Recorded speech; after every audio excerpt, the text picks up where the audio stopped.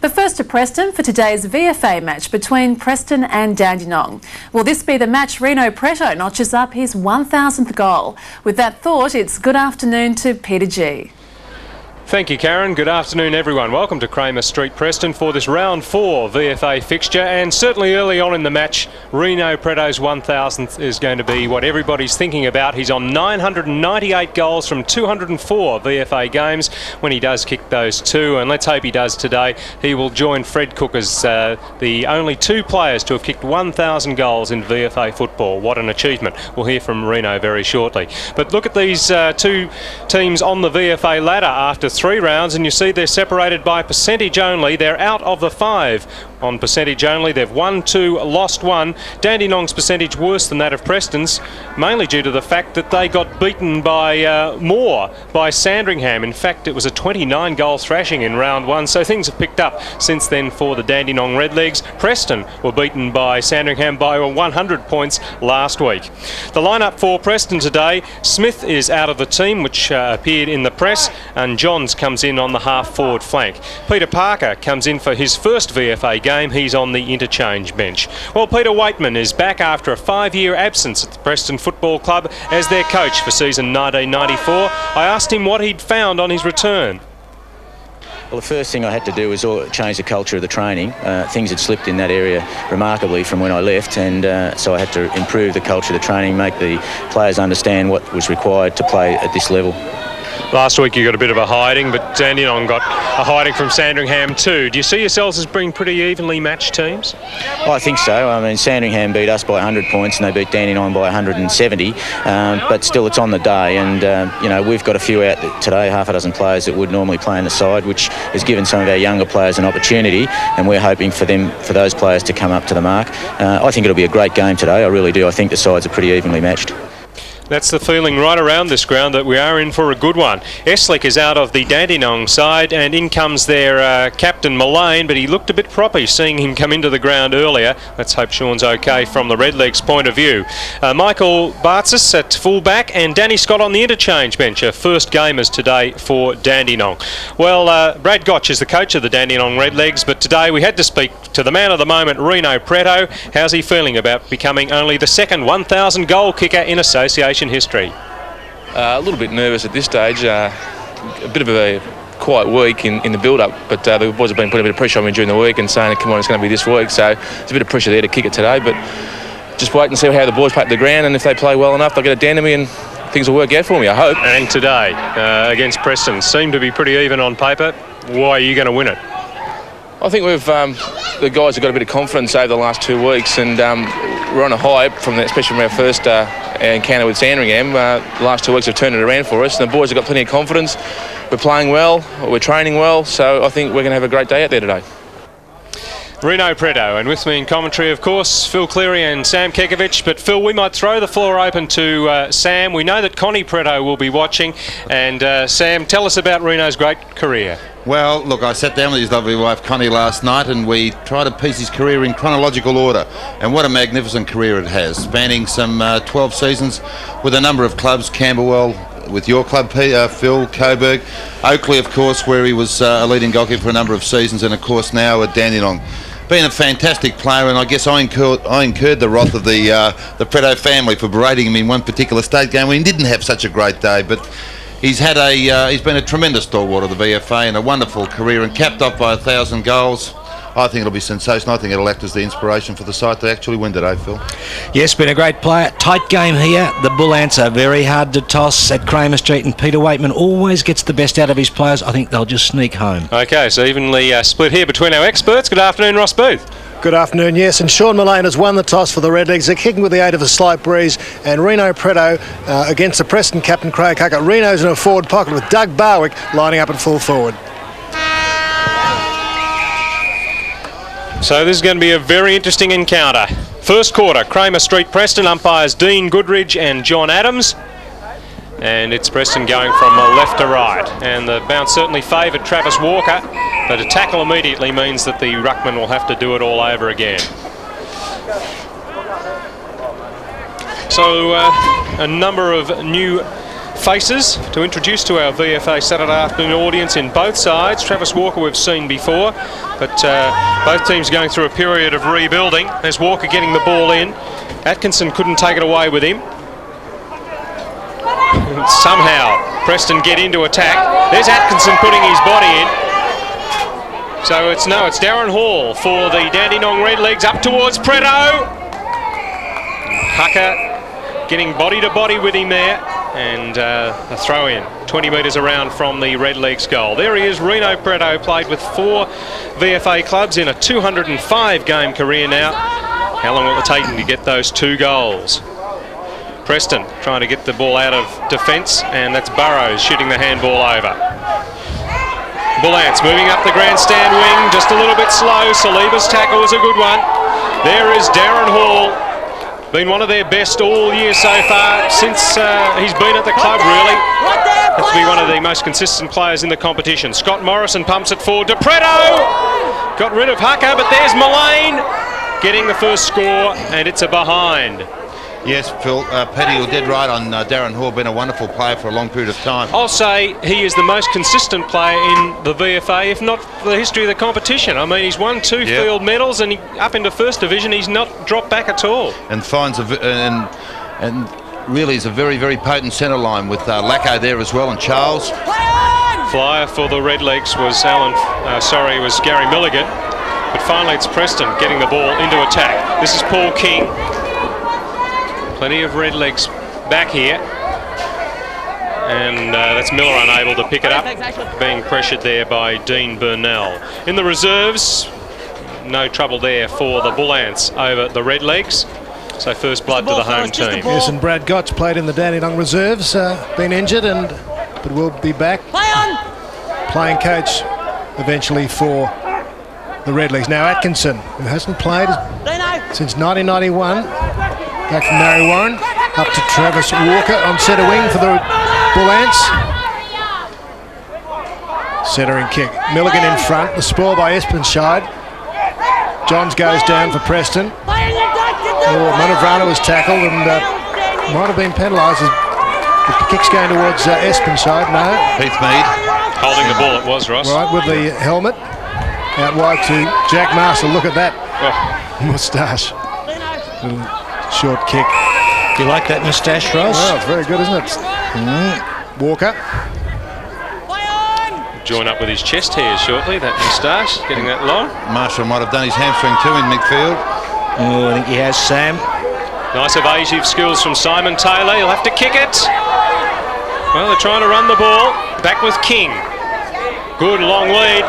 10-metre break there for Shane Dupuy, and he's marked directly in front, about 50 metres out from goal. Not such a great kick, Peter.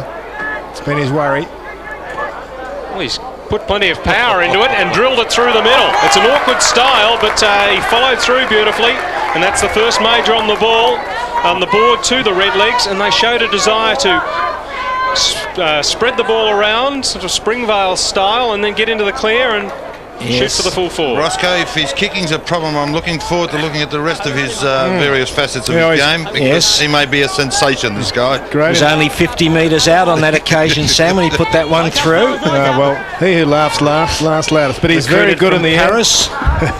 Rochester. Yeah, really? Paris, Texas. Now into attack again go the Bullants, with Mead's there in the way. Oh, he's cleaned up. He kept his balance, kept his eye on the ball well. Millane with a hand pass out to Burnell, who's been in good touch. Scott had to hurry. Kicks to half forward. Back goes Morrison. 3. And that was holding the ball. Let go by the umpire.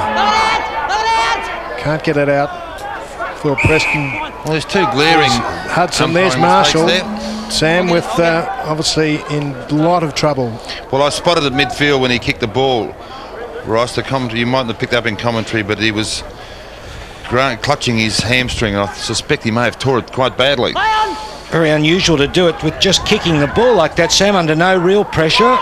Munavrana gives the ball to Hucker. Bad kick. Atkinson taking over. As Ross said, First time as a Dandenong red leg. He played for Dandenong in their premiership in '91. Got his jaw broken, and we didn't think we'd see him again. Good to have him back at the club as it's pumped forward by Andrew Lacko. He's got a mark, Rino Pretto. And isn't this a trademark of Pretto's body strength? Just edged the fullback out with sheer body strength. Goal 999 coming up for Rino Pretto. There, fellas, no closer. And he's the second leading goal kicker in the association this year. This is goal number 16 for 94. And, well, you can see that he is nervous. That was a very ordinary pulled shot for goal from someone who's normally pretty reliable when he gets hold of it. He's kicked over 5 goals per match in his career. And there's the nervous 90s, Peter. Jack Marshall's hamstring not looking too good. Craig Hucker, the Preston captain. Straight down the middle he goes. Oh, over the top comes Gary Milligan. Spike is his nickname, as a great player. Hammered hit by injury, but he's partly responsible for their good form, the Redlegs. Ordinary looking kick up towards Barwick and Pretto. Doug Barwick there picking up the ball. As we saw that big leap from Spike Milligan. He's a great player. Eyes up! Eyes up! Now a chance for the Redlegs. Walker towards Dobbs. Saliba in front. Harassed by Dobbs and a throw-in. Both these sides, even at this early stage, feel very, very competitive, but just making a lot of handling mistakes, aren't they? Very eager and very keen to do well, but just making some elementary handling mistakes. David May gets hold of it. Front position for McWatters. And it's against Preston. It's going to go to Burnell.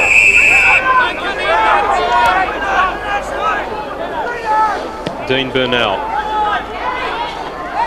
Burrows, yes. Matt Burrows, time before the game, he was keen to kick a goal today. He's only had 5 goals in his career, but that's a fine mark at centre-half back. Been the mainstay of defence for a number of years, Matty Burrows. Of course, a Liston medalist. Beautiful use of the ball across to David May. And that one's falling short. Sean Millane wastes no time. Kicked away by Alan Foster. He goes wide. In chips Munavrana. Into the pocket. There's Peasant. Out comes Dupuy from full forward. On the left foot of Taylor. And a nice pass. Finds McWatters. Took that very well. McWatters very accomplished. Well, he's got a very good set of hands, this kid. Sam, he was over at Coburg a couple of years back and had a serious knee injury. Was off for 12 months. Recruited from Collingwood.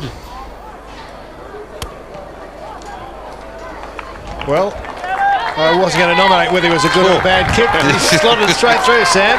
Second goal on the board to the ball. Well, just have a look at this mark, the way he led. I just like the way he moved, the big bloke there.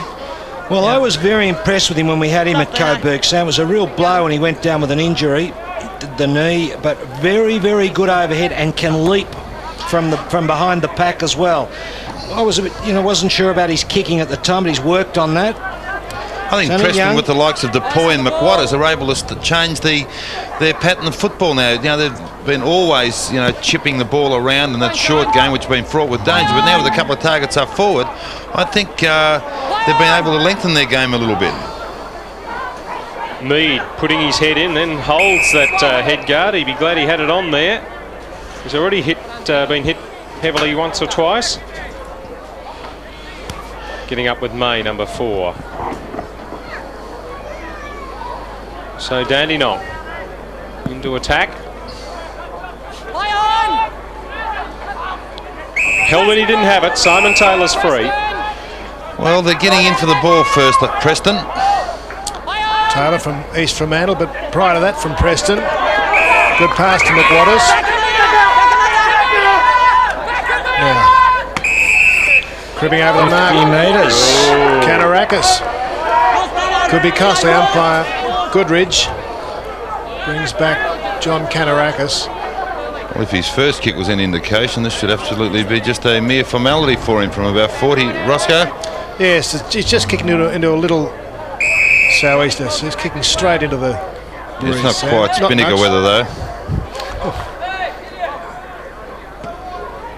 Looks all right up the boot, doesn't it, Sam? Got the distance. Wasn't all that long a kick, but had the required distance. 2 goals on the board to Adam McWatters and 3 to the Bull Ants. Well, they're looking very good in midfield. They're working very hard. And as I said earlier, I made the comment that they're first for the ball. And I guess if you're first for the ball, you're going to be in reward of any spoils that do come your way. And Dandenong a little bit at the moment, a little bit frustrated, hanging and tackling and tagging and just giving away some unnecessary free kicks. And they're just being, it's cost them dearly at the moment. 3 goals. It's a wonderful start by the Bull Ants. 16 points up after 10 minutes. Preston. Walker's beating Milligan in the ruck duels. No free kick for Hall. Handballed on by Taylor. Good play by Saliba. He's been downed, I think, after he got rid of it. Didn't let go of him, perhaps. No, or is it going to go to... Yeah, Preston? Burrows was held. I think against Leigh Taylor. Yes, he was. Well done, Roscoe. Burrows goes for Walker. Good ruckman, Walker. Kicks a little bit long for the forwards and Millane. Another chance for Lacko. They're being forced backwards though by the persistent Bull Ants. Carelli's kick straight to Alan Foster. Now Atkinson. Trying to get some system, the Redlegs. Mead spreads at 30 metres. Milligan had to be quick and then he put his teammate right under the hammer in Daniel Charles. Munavrana. Handball just a little bit too far forward for him. Just a little quicker, Preston too at the moment. And Sam, they're without Rod Dunbar, who's had a great start to the season and was one of their better players last week against Sandringham. We'll be back next week though. But another guy missing is Bryson, who's going to be out for about 4 weeks, and he was one of the best last week for Preston, and he's got a pelvic injury. Peter Weightman said, in fact, he's got 4 or 5 players out of the side that would automatically come into the side, so Atkinson speaks volumes for their depth. Morrison, former Springvale player, up towards Leigh Taylor. Mead there, Walker, pretty agile for a big man. Kick not so good. In chips Atkinson, long bomb.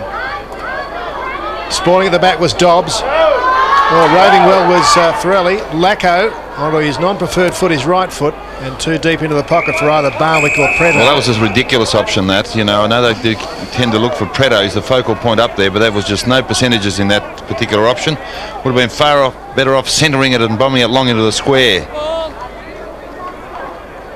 Bit Pretto conscious in the early going. Dandenong. Walker is the better of that duel again. He's doing well. Giving them first use of the ball.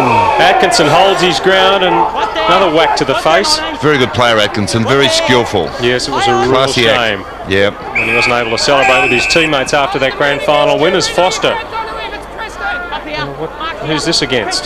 Yes, behind play again. For some indiscriminate handling. He's getting a little bit frustrated. Leigh Taylor in particular has been a very good player at centre forward, but Burrows is just working him out very well at the moment. Very close. Gee, how is that not a free kick? Johns is tackled by Foster. One of your favourites, I think, Milligan. Charles. Roscoe. Yes, he is one of my favourite players, Phil. Atkinson. Gee, that's about possession number 6, Paul, from Ian Atkinson. Yeah, he's a terrific player, well balanced, and that was that nasty instance that Peter was alluding to in that final. 7 possession to Good Ian to see him Atkinson. come back. The ruckman will get a chance again. Milligan against Walker. Sam, with Rino being 34, I think Rod Dunbar is also 34 years old. 2 oldest in the competition? I thought we were going to say too old for a minute. No, far from it. That's a fallacy, that statement. Ooh. You're only old as you feel, Roscoe. Lacko thumps it long. Back goes Morrison over his head. Out comes Dobbs with Millane. Millane was quick, under pressure. Burrows, well, found Dobbs. I don't know if he'd meant to. Munavrana over the top to Johns. Up the outer wing go the Bull Ants. Espenschied caught, whips it in board. Well played. Good persistence by the Bull Ants, but finally the attack breaks down, marked by Kanarakis. Munavrana's kick after he followed down well there. Milligan ends up going to Lacko. That was his first thought. Good length on the kick. It's holding. Well picked up by Charles, is it? It's through. Might have been Clifford. Leigh Clifford, I think, has kicked the goal. And strength on the line from Rino Pretto to shepherd it through. Yes, well, they needed that goal. They've had a few forays into the forward line, but without much system, really. A little bit Pretto conscious a couple of times. But Clifford this time on the left boot. And I think you'll see Pretto back in the goals here, shepherding, using all that size. The Moose against Hucker, and through she goes. They might just settle the Redlegs down. I think they'd like to get those 2 goals out of the road as quickly as possible too, Phil. Yes, indeed, Sam. Big spike Milligan from the right up against Walker. Walker just a height advantage. Lacko did well in the centre square. They can't clear it though. Munavrana in the way. Kicks under pressure. Marked by Foster. Going long and direct. Looking for Taylor, but Clifford will have to fly. A little man. He did well. Got a push too. Pearson was tackled. And the tackle there is Charles. Gets up. A few Doveton players or ex-Doveton players in this red leg lineup. He's one of them. Can you read that stripe on the ball? There's something on that football, Ross. I'll have a look at quarter time. Milligan grabs it out of the ruck. Good evasive skills. Difficult bounce to judge that one end over end. Ricochets nicely. Morrison couldn't take it with him. Holding the ball could have been the call. But umpires letting those ones go. Perhaps it's the way to call it. There's Doug Barwick, who certainly hasn't set the world on fire yet at Dandenong. 6 last week though, Peter, didn't he? Yes, Phil, I'll take it back. But perhaps didn't make the immediate impression that people thought. There was a throw out. Good play from Paul Peasant to get clear. Oh, Munavrana Nilly against Charles.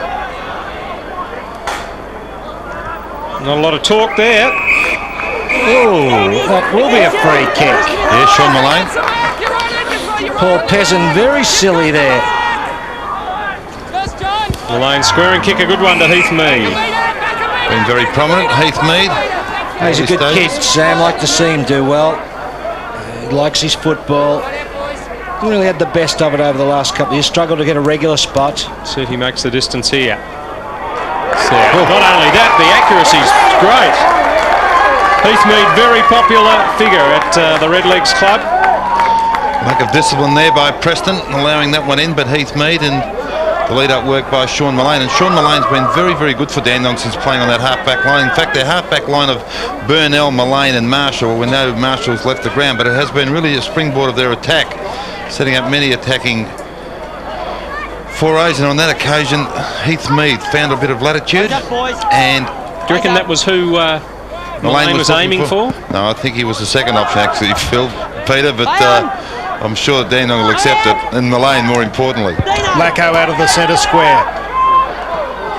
Atkinson had to fly. He was appealing for the free kick.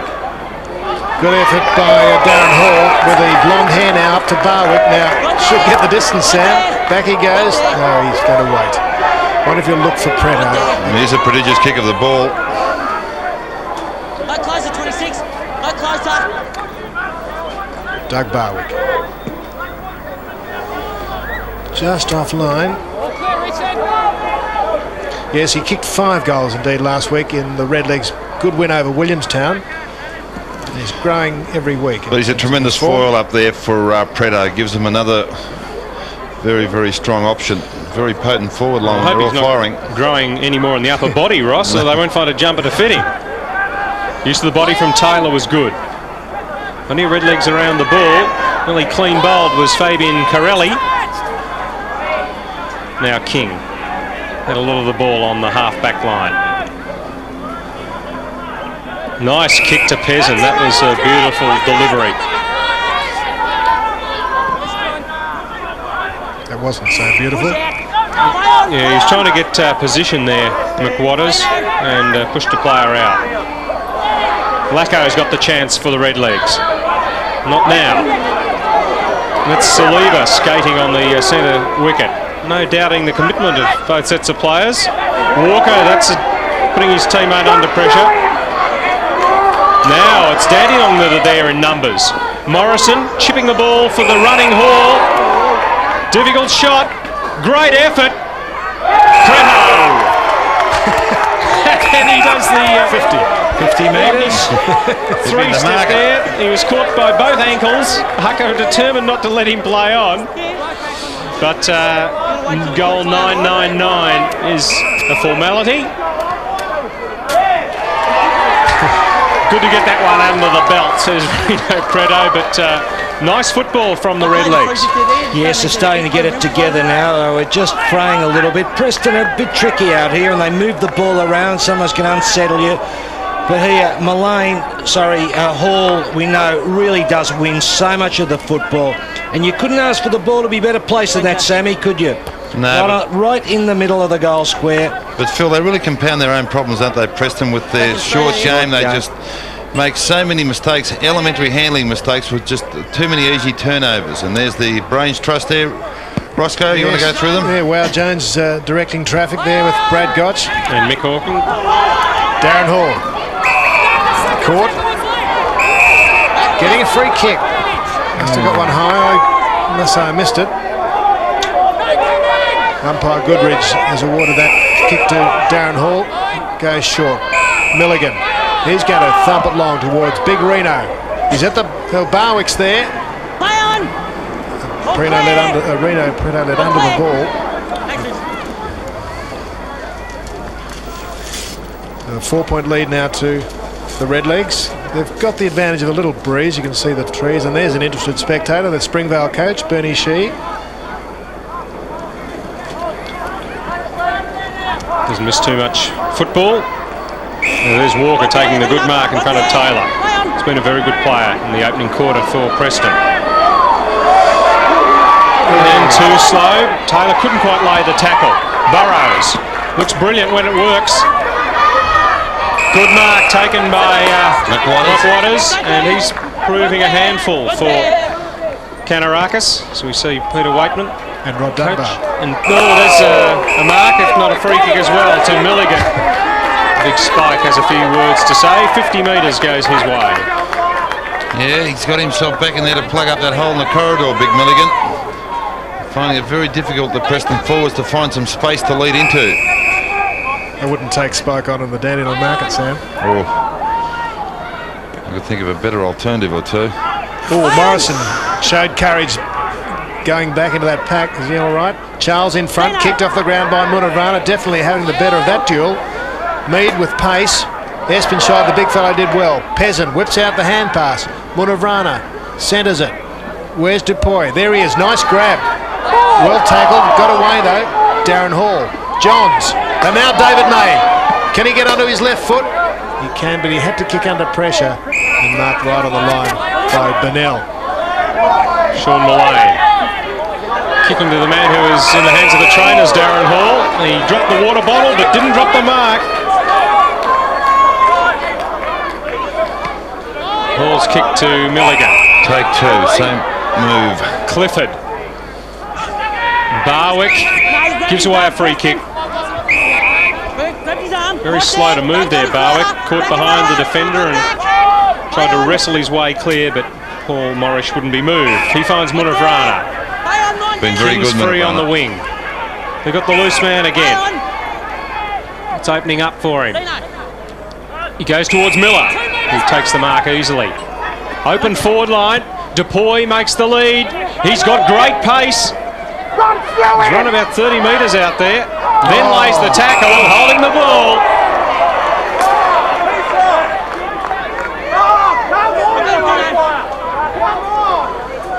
Michael Bartzis in his first game. Just a little bit slow, looking to make sure of the handball. And Shane Dupuy going for his second goal.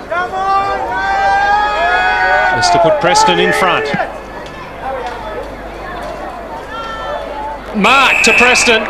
Pulled down by Espenschied, the former Box Hill player. And the Bull Ants will definitely be in front after this. A very even, competitive first term of football here at Cramer St, Preston. As we tick into time on, the home side in front again. They lead by 2 points. Well, the big man in front. This is some inept defence by Dandenong here in the goal square. We'll see it here, the kick from Dupuy. And have a look, all the Dandenong players caught behind the biggest man on the field is right in front of the pack. And he's only has to beat 2 Collingwood 6-footers. And Espenschied, all of about 6'4", 6'5".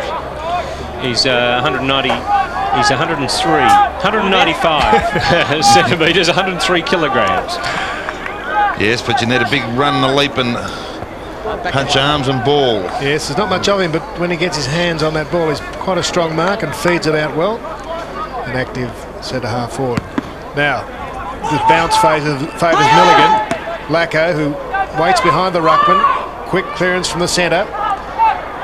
Hucker let Pretto behind, and well, didn't do that very well, did he? Well, Hucker will be heading back quickly now to pick up his man. Hall. Pretto in the middle of the pack. Couldn't quite get back to it. Barwick couldn't get the kick away. And the bounce taking place about 45 metres out from the Redlegs goal. They trail by 2 points.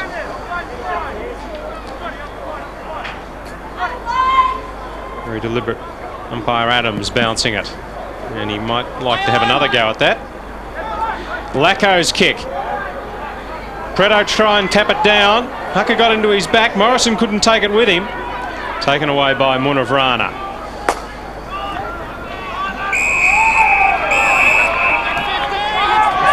A 50-metre penalty there. It was a professional one. Taylor was away. But, well, that's... seems a little bit harsh, that one. That's the third 50-metre penalty in the first term. Taylor sees the lead from Dupuy. The kick won't make him on the full anyway. Burnell. Bartzis goes back on it. He could be caught for holding the ball again. Good play from Peasant. King kept his feet. Milligan, good play from the big fella. The whistle was for the free kick. He didn't need that. Hall out to Saliba. The game's starting to pick up in standard. And in an attempt to shepherd, Milligan has given away a free kick. Dobbs is going to get it back up here on the half-forward line for Preston.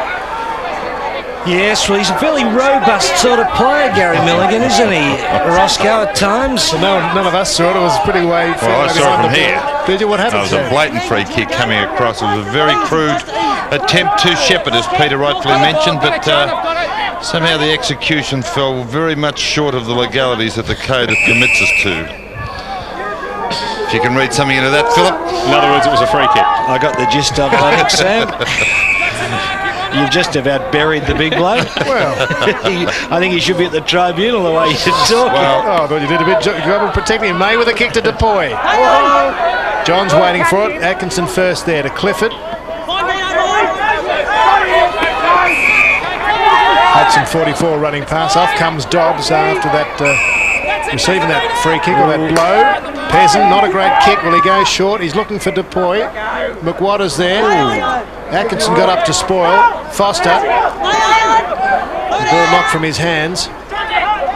Johns with a quick hand pass. Courage, Lacko. Got in low at the wall. That was very good. Johns going the wrong way. Preston. Back on centre wing. Out comes Matt Burrows. Now May. He's a natural left footer. And finds... Bozzotto, Carlo, thanks. Bozzotto, Munavrana. And the play's allowed to go on and hits the post. No, bring it back. It would have been a sensational piece of play if it was allowed, because that handball actually got ricocheted out of his hand. Carelli ended up having the kick at goal, but it's coming back to Munavrana. It's been terrific, Munavrana. Got a lot of possession on that wing. I can't see anything unusual written on that football, Philip. I don't know what you're talking about. Yeah, please kick if acquire. Sure. I think. Now, there's something on... Look at his left hand. Yeah, it's a VFA symbol by the look of things. It's not an M. Half torp, half drop punt. Falls a bit short. They knock it out of danger, the Redlegs. Burnell gives it across to Allen. It's got it. Allen Foster. I'm getting mixed up with that singing group, Foster and Allen. It's taken by Peasant. Shocking kick. You're right, Ross, about him anyway. He isn't the best of kicks. Milligan took the mark, gave it to Burnell. Dean Burnell looking short for Leigh Taylor. Oh, there he goes. Well, we almost... He's back. There it is, VFA, it says, Phil. I think they might have changed footies, Philip, since the start of the game. There's a white VFA on it. Knocked forward by Miller. Mead. Tackled by Hudson. And May shows strength. Kept the ball in. Good play. The smothered tackle was a touch. No, says the umpire. Fed off by Taylor to Walker. Thumps a high one, but it's nearly all Dandenong, except from the side Munavrana. They've got the numbers at the fall, Dandenong. Oh, great play. Atkinson paddling forward. Oh, well, come through Bizzotto. And Bartzis from full back. Throw. And a few indiscriminate tackles as Atkinson goes down to. Jesus. They're throwing themselves in, Sam. God, it's not a semblance of teamwork here. They do put their teammates under a lot of pressure with them. With some of the options they select, some of the ball carriers. Fabian Carelli sees a static forward line. He ends up going for goal. Siren beats him. And Preston have kicked 4 straight in the first term to lead Dandenong Redlegs by 2 points at quarter time. For the Preston side, 2 to Adam McWatters, singles Espenschied and Dupuy, while for the Redlegs, singles to Clifford, Mead and Rino Pretto has got 1, so he's still 1 away from that 1,000 goal milestone, but his team trail by 2 points at quarter time at Cramer St, Preston.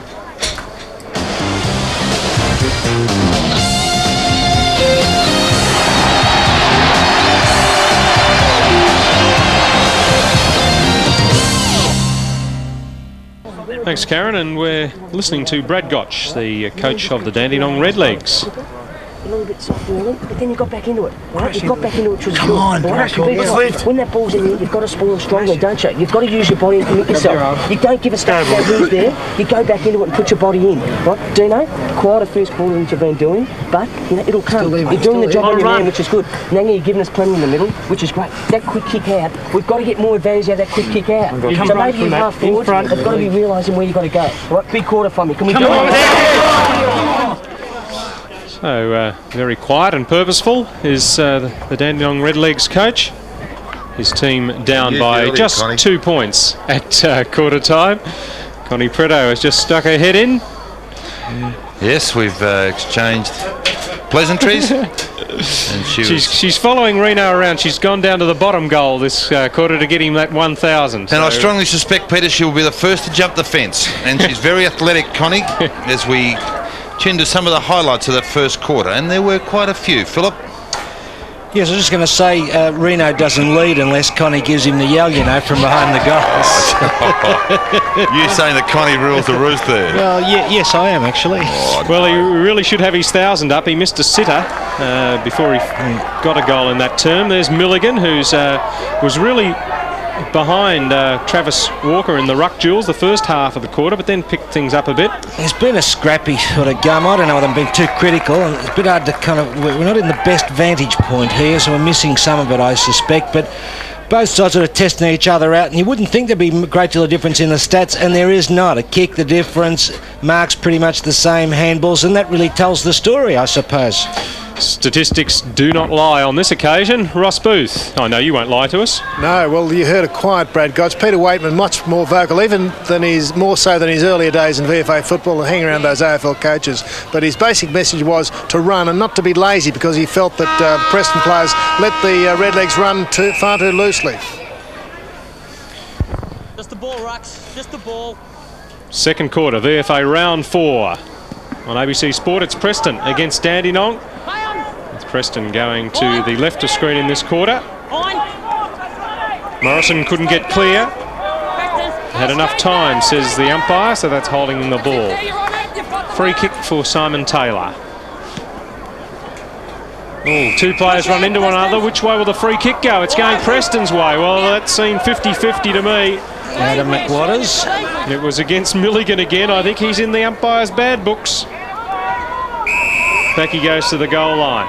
McWatters, you heard Coach Gotch talking to Kanarakis saying you did a good job on him after a slow start, but he's going for his third now. Falls for, well, almost for Alan Foster.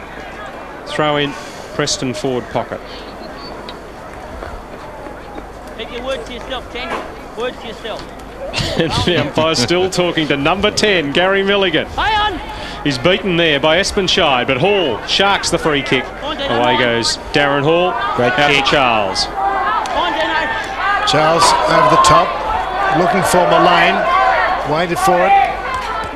Shows the ball to his opponents.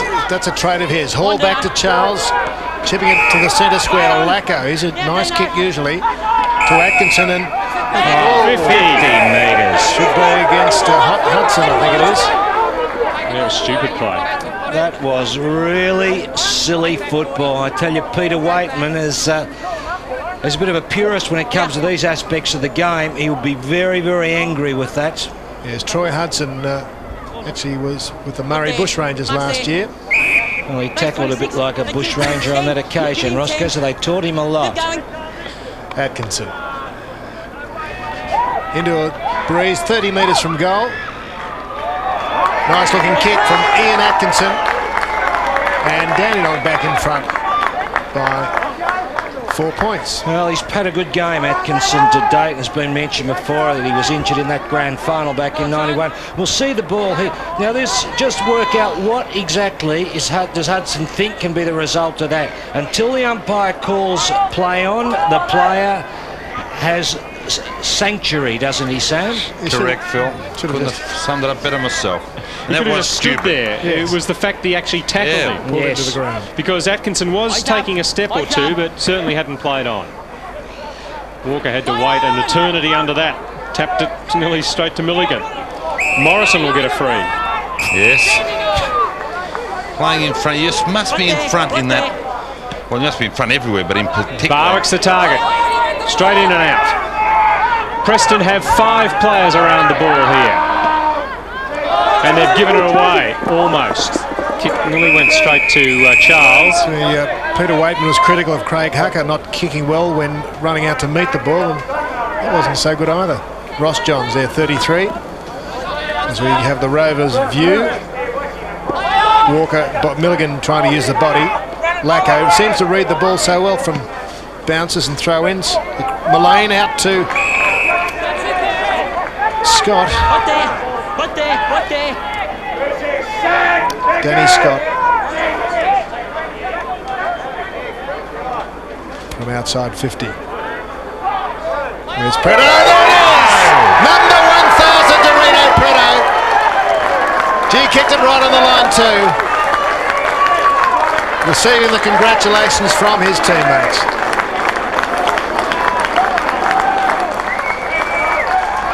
Well, what a list of achievements. Booted 10 goals or more in 21 games. 20 goals in the 1986 match against Morty Alec. Topped the VFA goal-kicking list 5 times. Cracked the ton 3 times, including 170 in 1982. And now he's joined Fred Cook as the only player in the VFA to kick 1,000 goals. And he kicked that one like a rover. In the most un-Pretto-like manner too, Peter. Of all the goals, I venture to say there wouldn't have been too many kicked in that manner at the reading it off the pack. Dare I say, Sam, that's an aspect of his game you've suggested he could work on? No, I didn't think I alluded to that. I never quite got to that stage, Phil. Well, after 205 games, he certainly deserves all the praise he's going to get after this game if his team wins. And his lovely wife Connie, as we saw, she walked past the commentary box just prior to the commencement of the second quarter, and she's worked away in behind the goals. And yes, to Rino Pretto, tremendous performance. I've seen him destroy a few players from time to time, Sam. When he's hot, he's a very, very hard player to get around. Travis Walker. Milligan comes for the second effort. Atkinson. Leigh Taylor there. Good tackle. Paul King under pressure. Out to half-back. The big ruckman Milligan goes after it. Looking to shepherd Clifford. The hand pass back. Back in the direction of Charles. Inside Saliba. Loose is Hall. Gee, they've got the run on. Morrison from the angle. Not across the face of goal. I'll just say one thing about Pretto too, Ross, while the ball's out there. I would have loved to have seen him, Sam, in the late 80s, the mid to late 80s, playing in one of the top sides. We tried to recruit him at that time. I reckon he would have been a great player and a good side. Well, he was a great player, and in a side that didn't have a great deal of success. Yes. But I know what you're saying, yes, where the ball was coming down quite regularly. And in the... Taylor goes to Pretto! That's the Pretto trademark. Yes. And I think he'd be settled down himself now, having a couple on the board. He might go and kick 10. And the side start delivering the ball and a little bit more precision at the moment. I just tell the story I was mentioning earlier on. Brad Nimmo played on Pretto. I was about 89, 90 maybe, and first quarter Pretto got well on top, and the message came back from Brad basically to say that he'd had enough, and he didn't think he could handle him on that day. He was giving us plenty of trouble. Well, Hucker might be saying that before this day is out. Pretto's got 3 now, and he joins George Gorozides at the head of the goal-kicking table in the VFA this season. He's got 18 so far. Yeah, he's been a tremendous player for a long period of time. Someone that can do it year in, year out. And this is the Pretto trademark. Look at this for a big grab over the top. Yes, on a lead. And when you look at the VFA's history, they probably don't come any better than Rino Pretto. We talk of the great Fred Cook, Bob Bonnet. Who else springs to mind, Phil? Well, there's plenty. Radojevic, there's a different style of player. Yeah, different style. Kim Smith, who you played with at Koran. Meanwhile, King gets Preston forward. Dandenong kicked 6 of the last 7. Dupuy, he kicked the first. Yes, there was a leg going out there. Well, you know, there's... What's he mean by that? What's the tripping? If he saw, in fact, the trip, he should have, in fact, paid the free. And it's reportable, Sam. And it's a reportable offence, more importantly. You're saying it wasn't a good enough trip. You've got to practice it a bit more. Well, didn't quite get the foot in the right spot, did he? Blake was able to jump over the top. Well, seeing Kanarakis there waiting to take the kick, but I thought his man, Adam McWatters, missed a golden opportunity to kick a goal there. The ball bounced to him behind the pack and he didn't gather it cleanly. Very loose looking is John Kanarakis.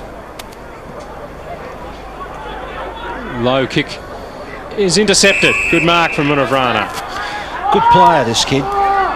The pass for Espenschied is too long. I would have paid at the Batses. May's handball. Carelli off balance, but he's slotted it. And they really needed that one, the Bull Ants, after Dandenong kicked 3 goals in this quarter. Yes, it was slowly a gap starting to appear there, Pete, and somewhat fortuitous goal here by Carelli. Got pushed off balance. Wearing a number worn by whom, Sam? Number 26. The great, tall Spider. Little Joe. Little Joe Lumachisi. Who am I talking about? I was talking about Big Spider Shaw. And that was that was the sort of goal that Joe Lumachisi used to kick too. Yes. So that was a good start. Carelli. Back to 10 points, the margin in favour of the Redlegs. Paul King thumps it high to centre wing. Underneath it, Munavrana. Over comes May. Mead stayed down. Crumming. Peasant into his back. Charles treated him like a bath mat. Heath Mead centres it. Good looking kick to Milligan. He likes to feed it out. There it goes. Lacko missed it, but look at the backing up by Spike Milligan. Awful looking kick. Where's Barwick? Off the push. Dougie. What was that for? It was a Gary Ablett push, that one. Oh, gee. Some of the mistakes. Morris's kick. Taylor. Centering kick.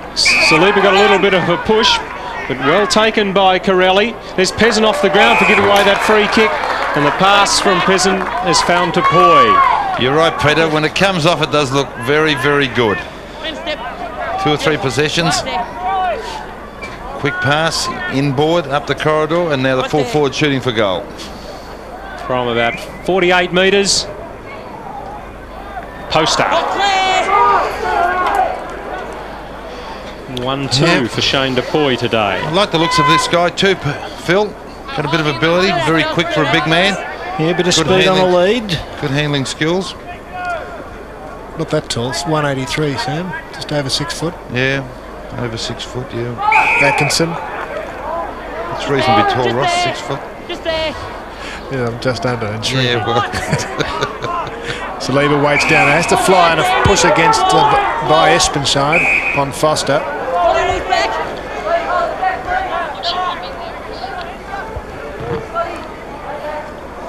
Waiting for the ball. Foster. Milligan's lurking at centre wing. The lead from Morrison, though. Awfully close to the line. Marked by Wow Jones. Almost didn't stand that one, Roscoe. Lost nothing, Sam. And one more kick than he got for Brunswick Broadmeadows. Who said that? Wasn't me. You orchestrated, Phil. Well, certainly not publicly, anyway. Play goes on. Oh, Carelli got it out. Paul King, David May. Chased by Mead. May got the hand pass away. King a snap at goal. But it's all Dandenong back here. And John Canarakis. He's fitted in well, Canarakis, in that last line. Used the ball well. Foster. Back into the square. Gee. Carelli. Atkinson putting pressure on. Burnell's back there to lend assistance. In possession. Fed out by Hall. Canarakis. Darren Hall. Up the back goes Morrison. Fine mark by Scott Morrison. Yep. The old reliable Sam, you and I. Yeah, we'll carry the fort while our two esteemed colleagues regain their composure. Charles to Scott. Inside 50. In front was Barwick. Man too tall, Milligan. Back to Lacko. Good hand pass. Yes, wasn't it? And now Saliba. Chance to goal. Gee, threw that on the foot. Yes. He's just a bit sloppy with the kick there, Saliba. Gee, some of the theory is very good, but unfortunately just can't translate into practice. Played 13 minutes here at Cramer Street, and it's 10 points the difference. Redlegs leading. The fly was from Espenschied. Lacko. Good umpiring. Players knew the situation there, and Millane shows toe. Well, if he looked properly before the game, hasn't shown it since. For Pretto, who's out-muscled by Hucker, but it's taken by Barwick. Dougie gets it. Well, that's a bit of class football, Dougie Barwick. I would say his first possession, first kick for the game. I may be wrong. Second possession for the game. And he's actually going off, but that was a goal of a player with a fair bit of class, and you can imagine watching it. He's done this before on plenty of occasions. Round the body, beautiful goal. Be a shame if he can't come back on. Do you think he's injured? Hamstring? Well, it could well be. Yeah, well, it must be up the race. Doesn't look good. Looks like hamstring, I reckon. Minot comes on. Walker with a backhanded fist. Found King, but he was wrapped up. Now Lacko gets a free kick. And a bit of ill discipline by Preston. Yeah, a bit of handling off the ball. The handling error, Phil, Sam? Yes, manhandling. Lacko long to Pretto. Too strong for Craig Hucker. Well, didn't he out-position? Hucker's been around a bit, although he's only about 24. He's played a fair bit of football. Played in the league. I think at Collingwood, if I'm not... I think I'm right there, yes. And I think played in the Diamond Valley as well. And knows how to use the body, but this bloke is very, very strong at the hips. And usually kicks well. Number no. Just raised the post. 3 goals, 2. Yes, one just senses that Dandenong are getting on top. Here on screen we see that display of strength by Pretto. Completely outmanoeuvring Hucker, and Phil rightly pointed out, there's no slouch Hucker either. Plays going to be brought back because the Preston player had taken it over the boundary line on the 50. I've got to say, it's not the easiest of games to umpire either because of that scrappiness and a lot of the fumbling mistakes and pack formations. And that's umpire Adams. Walker gets the ball down. Saliba wants to do it all and does. And chase his own kick. Scott was caught. Handballs from Johns. Dobbs gives it to King. Hudson can't hold it. To perhaps mitigate in the players' favour, there was a shower of rain not long before the bounce, and just a little bit greasy, I think, still. Carelli with a quick kick. Here's a chance. Damien Munavrana. That's a long bomb. Oh, the fullback's gone down Bartsits. No free kick. Gee, I thought it might have been to Dupuy.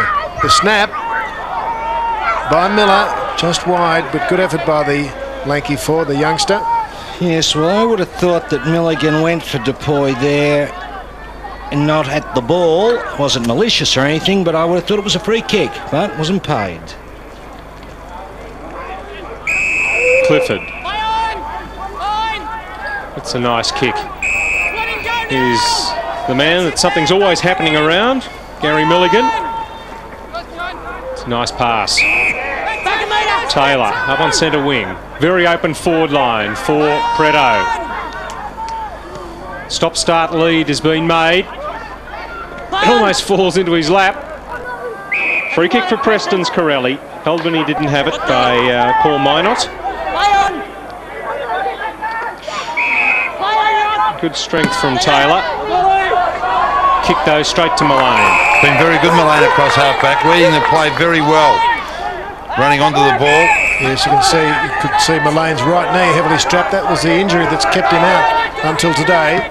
Andrew Lacko, not such a good kick for him. He usually is a better kicker. What a good mark there. Back in defence by Adam Henry. Hasn't had many touches. He's got an awkward kicking style. In fact, it's his first. Thanks, Paul. The back was Miller. Maisie they call.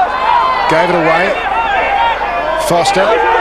Interchange with Saliba. Gee, they're mucking about, but they're getting away with it. Kanarakis out to Clifford, who keeps finding himself in clear space.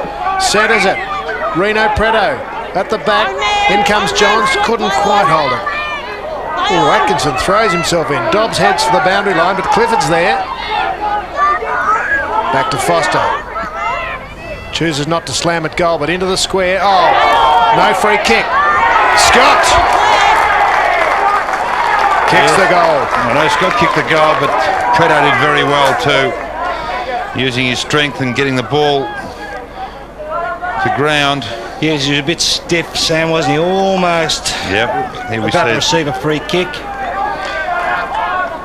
Ball at the ground to Scott, of course. It's his first goal in VFA football. Danny Scott. Johnny on the spot, Sam. Well, it's very important when you're that size, Phil, to be Johnny on the spot. Otherwise, better be looking for another vocation Saturday afternoons.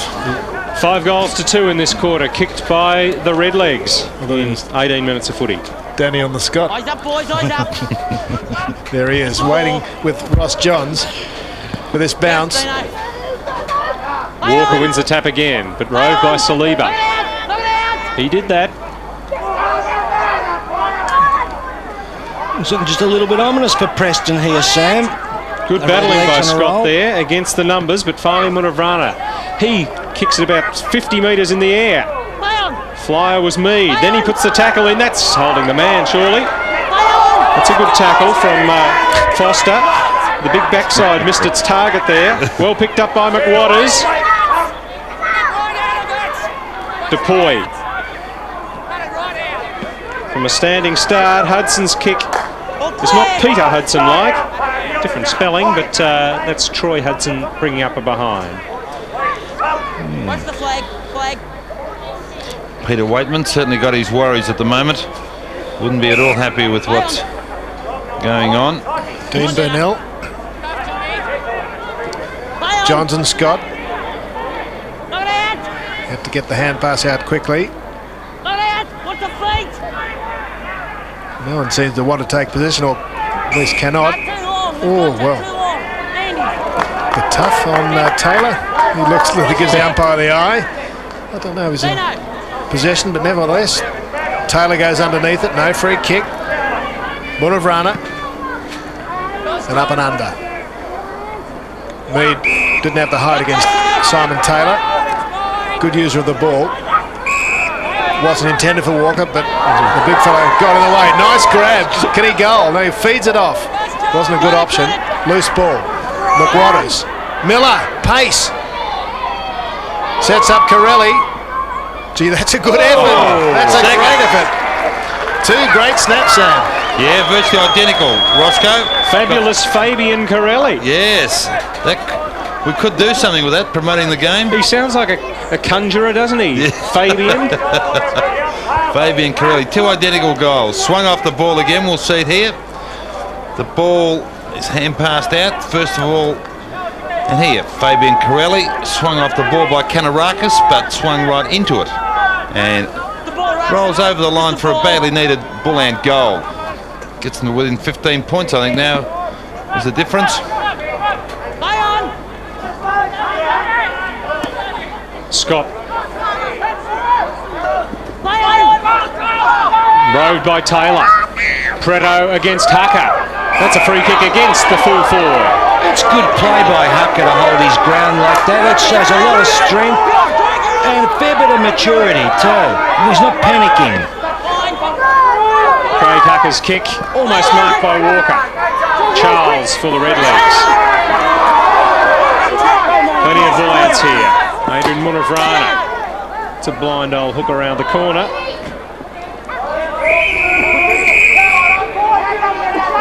Yes, certainly not intimidated by the prospect. Hucker at full-back, undaunted.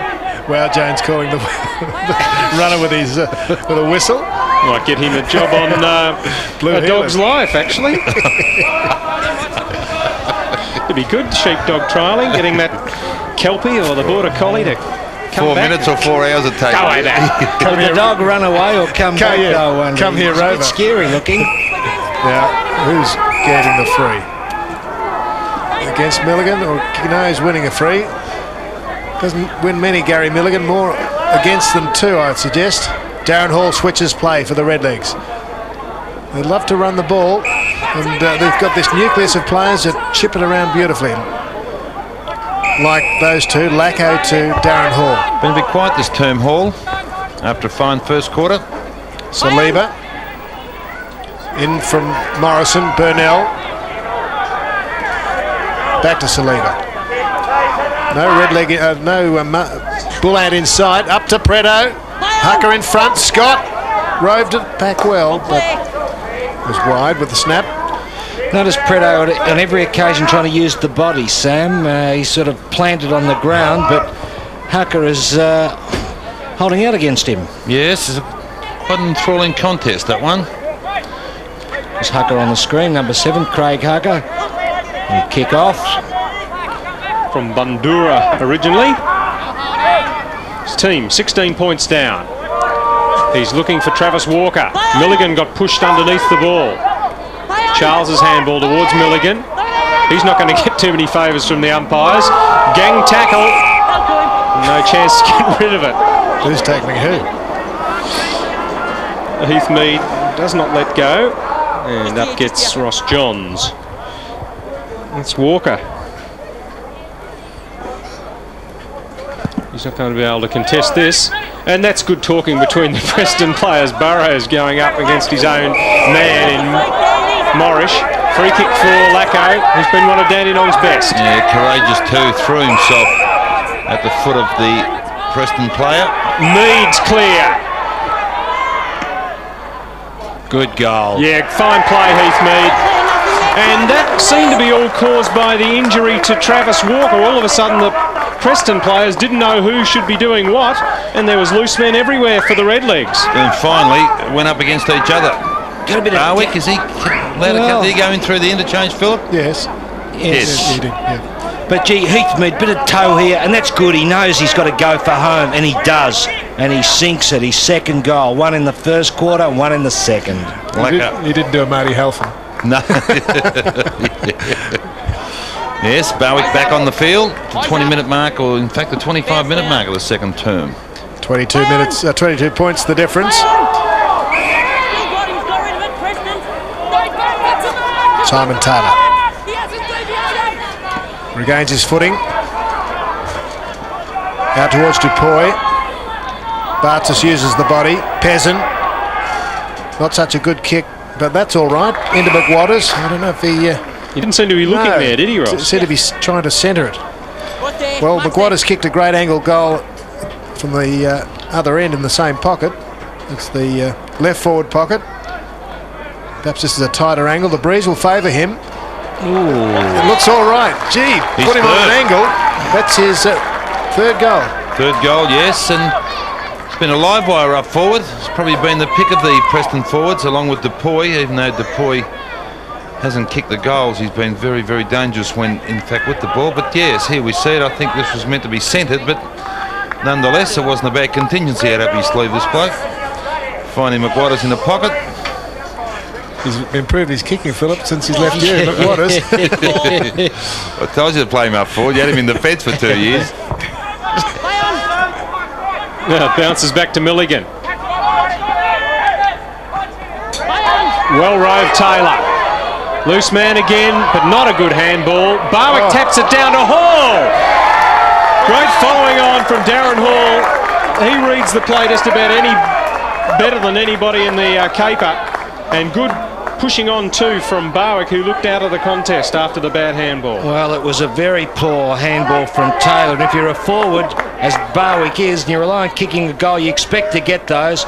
On that occasion, he didn't get there in time, or he had to go after it and tapped it on. Did the next best thing, though, didn't he? Well, he did, yes. Unfortunately, contested. Taylor was there. Hall was there to put the goal through. Yeah, they just seem to have the reply, Phil, don't they? Just as Preston claw their way back to within striking distance, Dandenong strike immediately. Milligan won that over Walker. Pushed forward by Morris.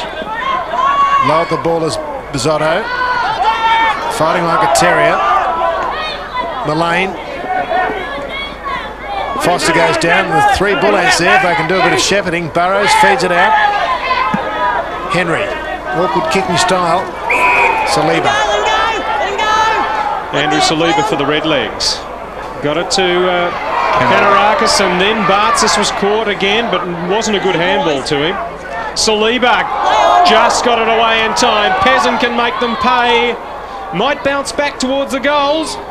And rushed through by Burnell. Isn't that a commentator's dream, Peter? Saliba to Canarakis, on to Bartzis. And then Peasant's there. And then Peasant. And finally Burnell. The Anglo takes it across the line. An Anglo-Saxon names there. Now, Millane with it. And good game back from the skipper. Milligan. He certainly broke the pack open. Foster's handball out to Lacko. Eyes only for the footy. Andrew Lacko's kick. Doubling back onto it, Morrison. Bit of a chase on for Henry. Clifford went underneath the ball. Good mark taken by Dobbs. Jamie Dobbs out to King. King loves to run. Poor kick through the feet or the legs of Miller. Off the ground, Canarakis. Gee, it found a man in Lacko. Here these 2 danger men. Hall tried to do a bit too much. Charles a bit slow. The ball ants with the numbers. Morris is caught. That's holding the ball. And Leigh Taylor. That's Hudson, I should say. Leigh Taylor wins the free kick. 70 metres from goal. Where's the lead? It's short from Atkinson. Munavrana did well to spoil without giving away a free kick. Damien Munavrana. Will it bounce up for him?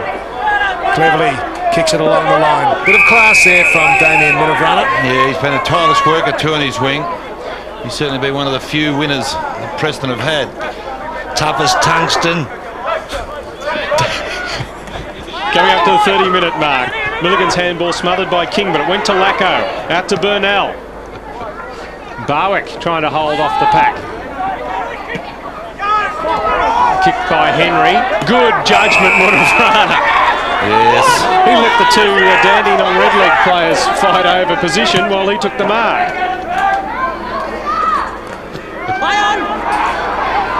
Can they get one before half-time?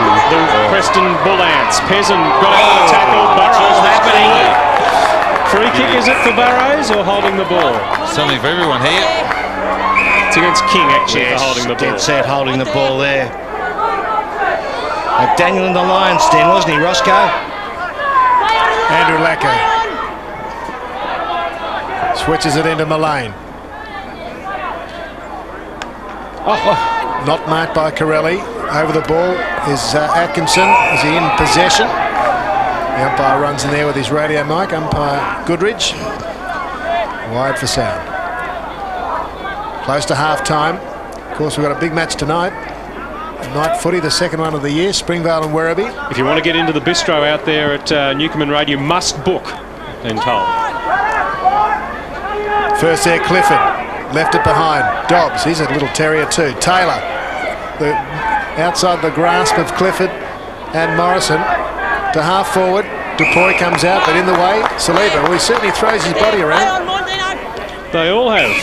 It's been a pretty entertaining game. Yes, stupid that. That's an obvious 50. Yes, tapped the ball out of his hands, out of Burnell's hands. Preston player. And plenty of 50-metre penalties today. Yes, I think that was Simon Taylor who did the tap of the ball. 4 50s. Burnell goes for Pretto. And that was Barwick, and the mark's been taken by Taylor. Or rather, Walker. Big Walker's also done well. Lacko trying to chip in, but he couldn't stop Espenschied. Burrows. Oh, that's another player being penalised for shepherding, and he's going to get reported. David Espenschied. Yeah. Atkinson on the ground. I don't think it's as bad as it appears, but it certainly was somewhat crude. We'll see here on scores. Gee, on second thoughts, a little bit worse than I initially anticipated. Of course, Ian Atkinson had a broken jaw, had his jaw broken in that 91 grand final. Oh, there's something about him they don't like, isn't there? Well, just uncalled for, you know, it really, and look, there's no need to be arguing with the umpire. You're 100% in the wrong there, and that was grossly undisciplined. We saw the 50-metre penalty moments earlier, and then we see... I think it was awkward more than anything, you know, Sam. Oh, what's the umpire doing here? Reporting him. It's a long... Yeah, Espenschied. Espenschied. I don't think you can praise you that. You must have a little dictionary there. Oh, yeah, or EI. Don't run through, don't run through. You wonder what it does to a man's confidence having had his jaw broken. He seems to be all right. Ian Atkinson. Lovely kick into Gary Milligan. Pretto's in the square. Has his 1000th. Milligan short to Millane, running up from half back. Yeah, been very good, Sean Millane. Good reader of the game and working a lot harder. Got himself properly fit. 15 possessions. Fancies himself into a very slight breeze. Almost directly into it. Good kick. And like a number of times, the ball just getting the distance. Sean Millane, his first. We won't expect him to kick many from half-back. The game's improved, I think, in the second quarter, Sam. It was a bit scrappy at times early, but they've sort of found their feet now, Dandenong, and they're really, the Red Legs, a bit threatening for Preston at the present time. Now it's stretched the lead out to 4-3. And Millane... more skilled players, Phil. There's more of their skilled players are getting involved, and that's the difference. 8-3 in this quarter. Red Legs certainly had the better of it. Bounce favours the Bull Ants on this occasion, or did it really? Had to wait under it, Taylor. And they've got a free kick though. It's taken by Walker. Andrew Lacko, being one of the players intimately involved in this Red Legs lead at half-time. Goal kickers for them. Pretto has got 3, so he's sitting on 1,001 career goals, getting pats on the back.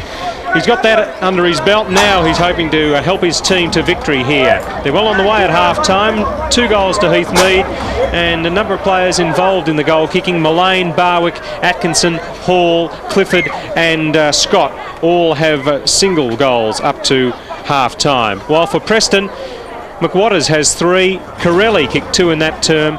Espenschied, who's been reported, and Dupuy 1 goal apiece. But Dandenong Redlegs have a 27-point lead, and they're all smiles at half-time here at Cramer Street, Preston. Very entertaining game.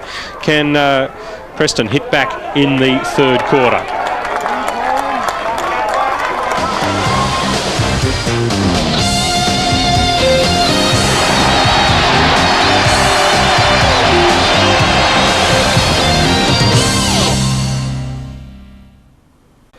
afternoon, Karen. Bringing you up to date. If you're just joining us on the situation at Cramer Street, Preston had slightly the better of the first quarter, leading by 2 points at quarter time, but 8 goals to 3 in the second quarter, including the 1,000th career goal for Rino Pretto has Dandenong. 27 points up halfway through this round 4 VFA clash, and looking in a good position to push on for their third win of the season. Preston too have won 2 games out of 3. Well, we've been looked after very well out here by the Preston people with lovely afternoon tea, and Dandenong, in fact, have provided us the oranges at half-time. And some apples as well. Okay, very healthy. I just hope that Wow Jones didn't hear Phil and I during that second quarter. There might be like the poison apple that Cinderella got, Phil. I was going to say he's a big bloke, and you have upset him with those comments, I'm sure. He's a big bloke. He can take it. He can take it. Good sense of humour. But he'd be very happy with the way his team are going. Excellent. And I think that second quarter, I think once Pretto got that 2,000 out the road, I think the side was very 2,000. What a great performance. Well, the 1,000th, I mean. But I think they were very conscious, and it really did show in their game plan that their ball handling was affected. And the Cleary fan club is back too. It's always here around Preston, on your Phil. Back in force. Now give us a look at the members of that run through. But they were, after that sloppy first quarter, I thought they really settled down that second half, and they were proficient. A little bit slicker and sure in their ball handling. The likes of Hall, Lacko, I thought Millane across half-back set up many of their forward thrusts. And of course up forward, Pretto really was terrific. And that was in fact his 1,000th goal. Most Pretto-like fashion, but nonetheless equally as effective. And I think once that happened, the side really did settle down and they became focused. And as I made special mention of, their ball handling and their use of the ball was far superior to that of Preston, who, might I add, had a lot of the ball but unfortunately squandered it with some sloppy disposal. And here's Pretto overhead. Well, that's more like the Pretto we've learnt to know and come to see so much of over the past 10 or 12 seasons. And of course his conversion rate extremely high. He missed that first one. As he said before the game, though, Sam, it was going to depend on what happened down the ground, players getting it down to him, and certainly a lot of prime movers around the middle of the field. This is the guy that got 2 good snap goals in that quarter for Preston. Fabian Carelli. Yes, they were 2 extremely valuable goals. And there's Dobbs. Dobbs had to come off at half-time during the first term. Been a key player, Millane. Oh, yes. He's moving the defence, and this is Barwick's snap. That was a great goal. But that Millane, Lacko, Hall, midfield and Atkinson, I think that's been the key. They've just been a bit neater and a bit surer. And, of course, that means that down on the forward line, you're going to create the opportunities. That one there. Scott there, yes. That was the one goal he kicked for the quarter. I mean, yes, they're always plucky, though, the Bull Ants. You know, you never relax against, especially at home. And that was young Fabian again kicking another very good goal. Phil, we should make mention of Munavrana's contribution on the wing. I think he's been superb, along with Big Walker. And this guy, Heath Mead. He's been terrific for Dandenong, Heath Mead, and he kicked 2 or 3 goals. I think that was his second. A live wire, always at the base of the pack. But Munavrana and Walker have worked tirelessly for Preston. Here, there's another guy, McWatters. You're a big rep for him, Phil. You had him at Kekovich for a while. Well, we did. You know, I was expecting big things from him. We were stiff. He went down with a knee injury and missed a whole season, and now he's bobbed up at Preston. It'll certainly do with him at Coburg. But again, I think it's the Milligan years. He gives away a few free kicks, Gary Milligan. I mean, I like him. I think he's a very, very good player. This handball from Taylor was too long, and it ended up in the hands of Hall, who punted it through. Dougie Barwick should have been the goal kicker, but he was able to go after it. And you can see the stats have been extended, the discrepancy extended out in favour of Dandenong. The kick's about a 20 advantage in the marks roundabout, and the same in the handballs. And that really tells the story. Dandenong are getting more of it, and they're using it better. They're on top in the midfield, and they've got a couple of targets up there on the forward line of putting the Preston defence under a lot of pressure, and you would think they'd go on with the job, actually. Well, while we've been eating the afternoon tea, Ross Booth has been around the rooms. Roscoe. Yes, just chatting up Wow Jones, telling him, you know, what sort of punches to throw against you two. But on a more serious note, no, that is serious. Injuries to Marshall of Geelong. He has a hamstring, as we expected. And Doug Barwick went off with a bit of a spasm in the back, so he's getting some rub down at half-time, but he'll be back. But that's a new one, isn't it, Phil? Bit of a back spasm, off you go for a bit of a rub during the game. I think Peter wants to talk to you, actually, Ross. I was just going to say, you're not mixing Russell Marshall up with Dennis Marshall, one of the Geelong's great champions of the past, Rosso, are you? Did I call him Dennis? You said Marshall of Geelong. Oh, did I? And it took me back to the 60s. He was my favourite player when I was a kid. Yes, I can remember him coming across from the west when I was a child too. I, in fact, played my first VFL game on Dennis Marshall. Did you really? My first ever game. What a classy footballer. He was a very good player. But here at Cramer Street, Preston, just about ready to get underway in the second half. And you might have noted I was out at Keilor Downs Primary School during the week for the Challenge Day as part of the Junior Sports Week. And I'd like to say hello to everybody I met out there. It was a terrific day, and it's a good school. And who's the headmaster out there? None other than former Brunswick Broad Meadows coach Graham Leyden. So he's doing a great job, and he's very much aware how important physical activity is in our schools. May that again be the case right around Victoria. Third quarter, VFA Round 4. Bit of work for Preston to do. They're going to the scoring end in this term, left to right. Walker favoured by the bounce. Again, Milligan nearly takes it. Off the ground from Lacko.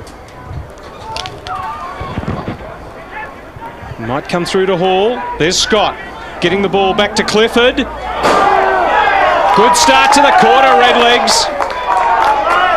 Applause all round. Leigh Clifford gets his second goal.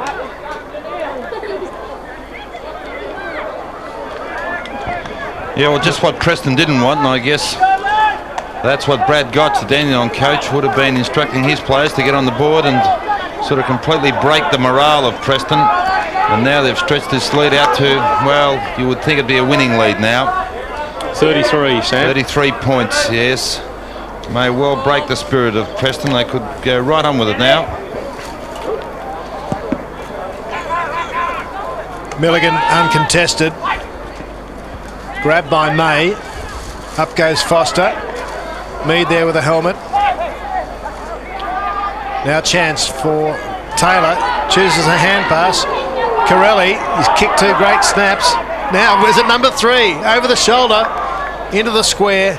And McWatters couldn't take the grab. The rush behind. You can already see that he likes kicking goals. He determined he was going to get a shot at goal no matter what there. And you need the odd player like that. Back themselves, especially when goals are not easy to come by at the moment. As Kanarakis kicks in. Atkinson. Scott. Knocked down by Hudson. Good tackle from Scott on May.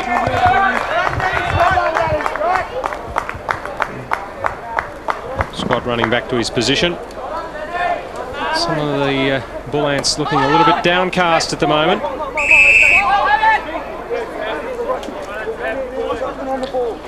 Yes, Peter Weightman was critical of his players at half-time.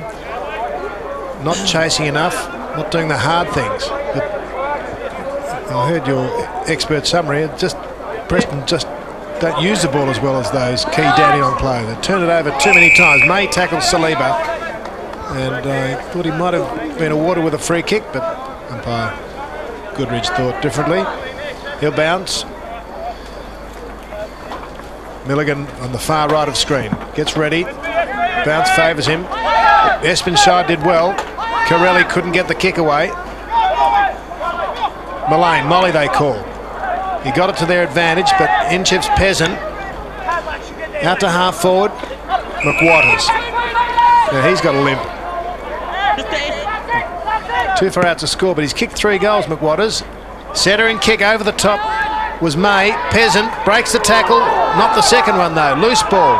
Bartzis off the outside the right foot, I think. Milligan to Burnell, who'll be favoured by his left foot, and kicks it to Hall. Well, this bloke has the ball on a string, Hall. He really knows where to find it. Yeah, that's exactly right. His reading is impeccable. Taylor doesn't get front position. Morris knocks it to ground. Saliba. Carelli. Good work from Lacko getting back in there. And I picked you up, Ross, on the Marshall of Geelong. You didn't pick me up on the poison apple for Cinderella. What's wrong with that? Should have been Snow White, shouldn't it? There's the tap down from Espenschied. Good tackle again from Lacko.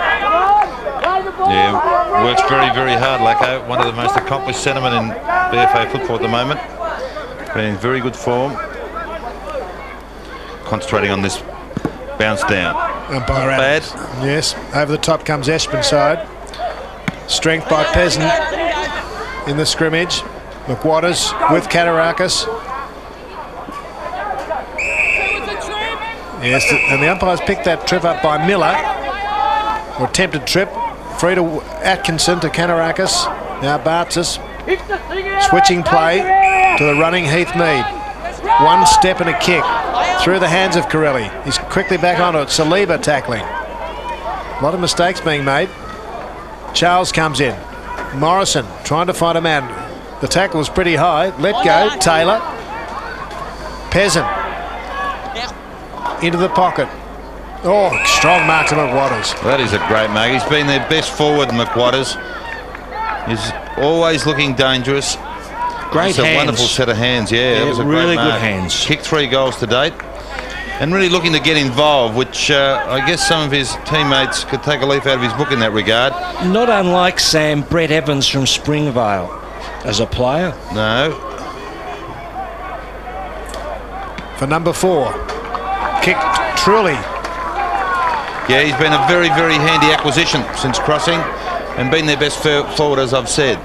Wonderful set of hands, and more importantly from a forward's perspective, he's always looking to get involved into the game. It's been some good lead-up work here by Preston after intercepting. Peasant, not renowned for his kicking, but on this occasion was ideal, and of course coming right across the face there was McWatters. 4 goals, certainly been a healthy contribution in a somewhat lacklustre Preston performance to date. They need to follow it up, give themselves some momentum. Knocked forward by Lacko. Too slow, Taylor. Quick hands out by Dobbs. Milligan backed into the pack, then let the footy go. He's still being held on to, though. Carelli doesn't like it.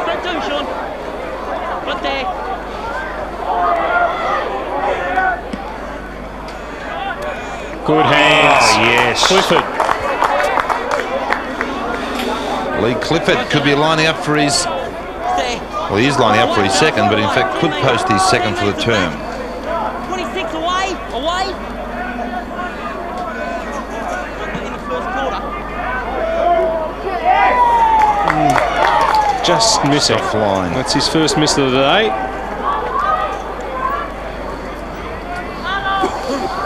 But they need to string a few goals together, Preston, to get back into it. At the moment, Redlegs have the answer. Hucker back into play. Taylor at the back. Man in front. Espenschied. Yes, that's the place to be. Especially you've got all those inches. 195 centimetres. Yes. Hard to jump over the top. McWatters was held. Free kick, McWatters. There's some silly things, John Katarakis. That was one of them. So obvious. Guard the mark properly, John, what the coach would be saying. Strong mark off interchange. Parker, first gamer. Good use of the body. Didn't quite fall into Dupuy's hands. Bartzis tapped it. Burnell uses pace to get clear. Bounces half a metre inside the boundary line. That's our vantage point that you can see there with the antennas on top of it. I can tell you, you're seeing the game better at home than we are. Yes, it's not the most ideal of vantage points, but we won't elaborate upon that at the moment because it's one of the few opportunities we can see the game right outside the front door. So let's lap it up. From Miller. Roving from there, he is. Carelli misses again, but not far away. He's going to be one that they're going to watch very quickly around goals in future weeks. Goal sneak. It's ideally suited to that role of forward pocket roving. I think his most effective work is in and around the goals. Just lacks a bit of durability and strength around the ground. Bartzis. Munavrana is sandwiched. Parker. Foster. Heath Mead. That was a clever little kick with no space in which to do it. Found Charles. Don't they use the ball so much more effectively? Taylor runs off the line. Centering kick, looking for Milligan, a good one too. Great mark to Gary Milligan. That's why Ross Booth likes this player. And he's up and away he goes, thumps it long towards Pretto and Barwick. Barwick flies, roving is Scott. Clifford, not clear. Strong tackling by Bizzotto. Yes, fine mark by the big man. He is a very, very talented player. We all acknowledge that. That's a good mark for a big bloke, isn't it, Sam? Tremendous mark, Philip, but if only he could hone in some of that aggression, temper some of that aggression, I think he'd be a far more effective player. It was a nice knock too. Takes the ball. It was Espenschied's tap, then Yes. Burrows goes for the boundary line. Interesting statistic that was revealed at half-time, Peter, was that knockouts, 11-5 favouring Preston. In fact, their big men have really worked well in the ruck, but unfortunately they haven't had the support down at ground level. Taylor got some sort of tap that time. Peasant couldn't grab it though. Taken by Morrison. Hucker. Oh, he had to attack the ball. Clever play from Pretto back to Barwick.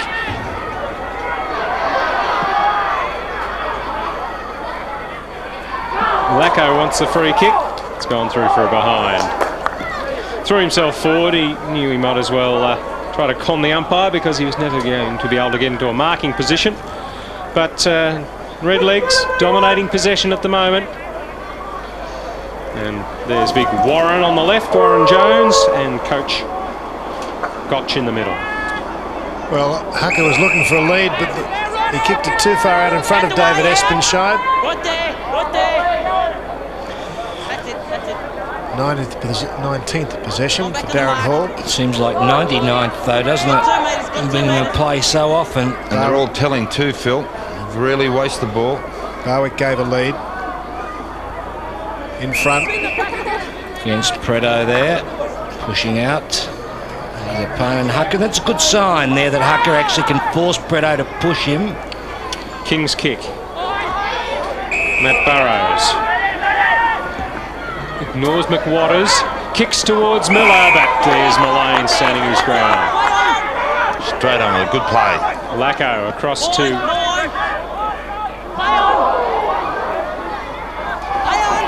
It was Foster, That's yes. sloppy, Phil, isn't it? Here's Terrible. Charles running onto the handball. Well, they're dominating, but not getting goals at the moment to really put this game out of Preston's grasp.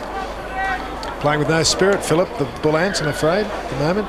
Playing like losers. Well, they're down on personnel. Not that I guess we should use that as an excuse, but they are. You're right, Rob. It hasn't been a spirited performance from them. Burrows rose from Espenschied's attempt to mark. He loves this, a run. Pace, long and direct. Saliba did well. So's Carelli fighting on. Good hand pass. Parker. Very lucky, had the prior opportunity to get rid of the ball. He had the players running by laterally and decided to weave through the pack and was very, very lucky. Parker to get that free kick. If I was the opponent, I wouldn't be very happy about that one.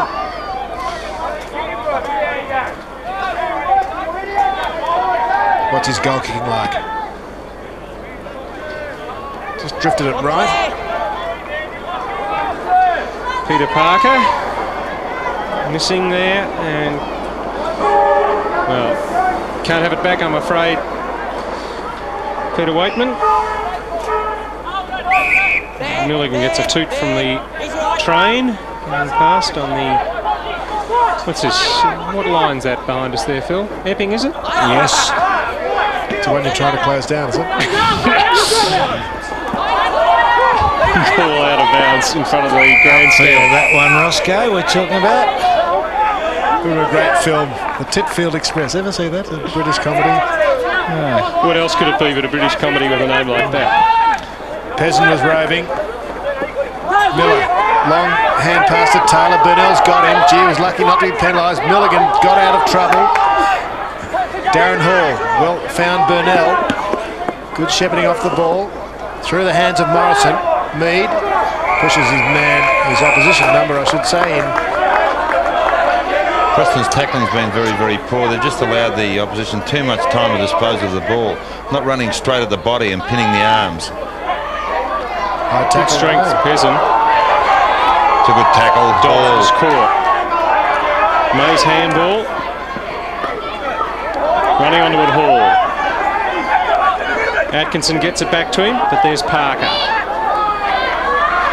Ordinary handball, but May able to gather.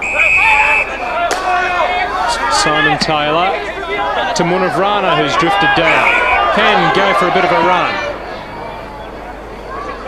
Too early was the fly. Roving is that man, Carelli. He's got that one. Number 3. And if you don't mind, this young fella Fabian Carelli really knows how to put a goal through. Got a bit of style about him, actually, when the ball's on the deck. And a couple of times there he's nearly weaved his way through some pretty tough packs as well. And here, this is pretty smart. Doesn't mess around. He knows exactly what he's doing, and he kicks that with the utmost of confidence. From Reservoir Lakeside, Fabian Carelli. Yes, for those who are listening out that way would realise that is Reservoir Lakeside. Philip Clifford. Oh dear. I'll get you back. Now King with pace. We don't need you toffs coming out here trying to tell us how to pronounce our suburbs. Oh, it's just so hard, Philip. I did HSC French all those years ago. Of course. You're a lot of French spoken out in the northern suburbs, I can tell you. Clifford's kick. Almost Morris, yes. Yep. Ooh. Steady down, you got the mark now. Do something constructive with it. Now Leigh Taylor just annoying him a little bit. Kick goes to Miller. Oh, hauls it in one-handed.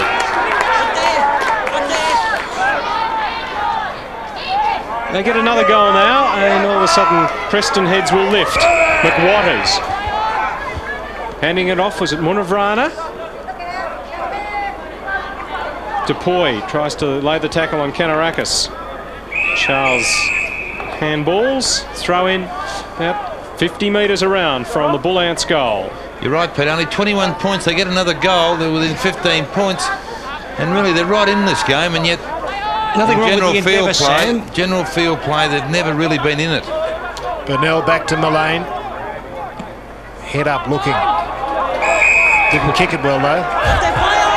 This is Henry. Found Taylor. Might have gone and ran and shot at goal. I reckon that's a Vic Safe logo on that ball, you know, Ross. Is it? I think it's VFA logo. On there, that little bit of white. Yes, that's right. Hey. Most important thing. Simon Taylor. Can he get it to within 15 points, the Bull Ants? Nice off the boot. Distance okay. Who cares what's on the footy? It's a goal. Simon Taylor, his first. Well, Ross, you're saying they looked a bit dispirited, but they're really having a shot, and if they can just sharpen up a bit, use the ball well, don't waste it, don't turn it over, they're in with a big chance. Well, they're in with a chance now. Yeah, you got Kanarakis off out of the fence. Kanarakis, who've been struggling. He's been a bit sloppy in his handling, and more importantly, picking the wrong option, not doing the right thing. That's why I suspect he paid the ultimate price. Preston have eaten 2 goals into Dandenong's half-time lead. 15 down. Lacko goes again. Pushed in the back by Espenschied. Wanted the ball, Andrew Lacko, and got the reward.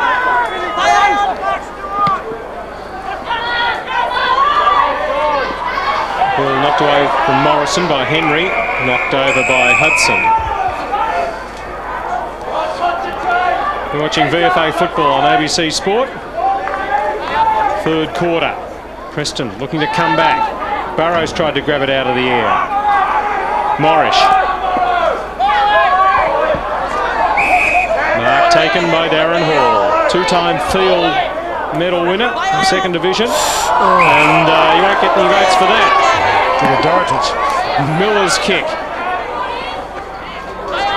Hall tries to get it back. Handball out to McWatters. Good tackle on him. Not such a good tackle on Burnell. He didn't have it. Bartzis takes it away. Now Millane. Running at him, Bizzotto. Good play from both players. That's an Adelaide Crows handball, that one, a throw. He gets the ball back here. Foster kept running. Taylor taps it down to Charles. Free kick for Leigh Taylor. Oh, gee, the game hotted up there a bit. There are about 6 free kicks. Let go, and then a little tap on the ear. Well, it makes it better football, doesn't it? Yeah, I thought it was good letting it go, that passage. And that one. Leigh Taylor. Play on your off, tails, you're off. Come on, bud. Play on your tails on it. To half forward. Where's Pretto? There he is, almost. Over the ball.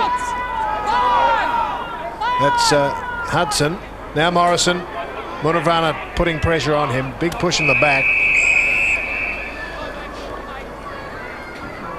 And about 10 or 12 minutes of play left in this third term. 15 points in it. Back there is Peasant in front of Clifford. Damien Munavrana taking a chance to get some air into his lungs. Taylor, he couldn't whack the ball, so he just whacked Espenschied. Dobbs got the handball over. Nowhere for Peasant to go, caught by Saliba.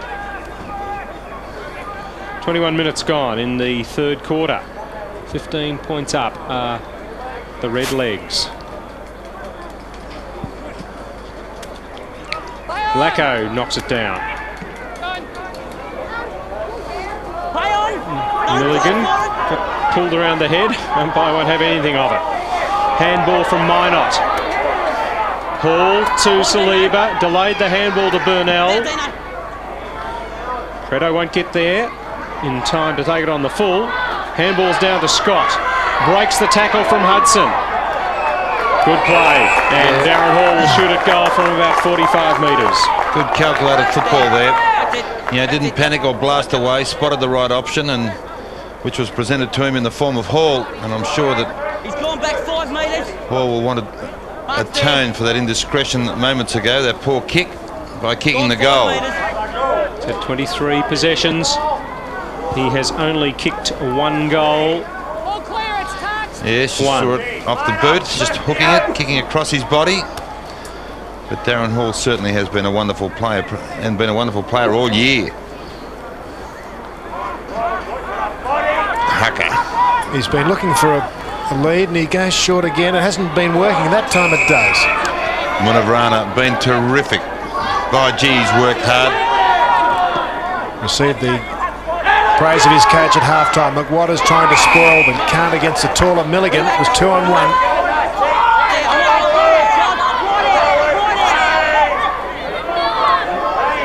Can't find something to kick to.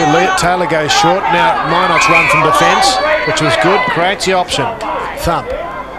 Pretto, a push. Missed by the umpire. Back goes Bizzotto. Morrison goes down. The lead from Peasant. Paul Peasant, half-back flank for Preston. 16 points down. Another 2 goals before three-quarter time, and they're right in the game. Milligan was the flyer. Morris knocked it down. Minot.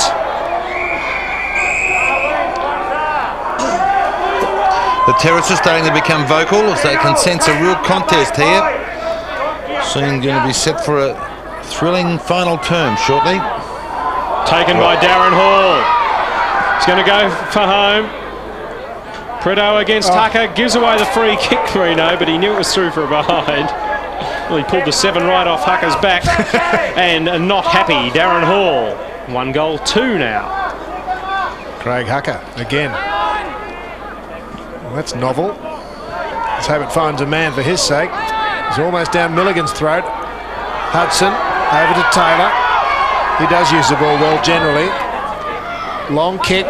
Carelli with Mead. Good work, Carelli. A push though. Gee, that's tough considering what's gone on before, I think. Yeah, I agree. Very soft.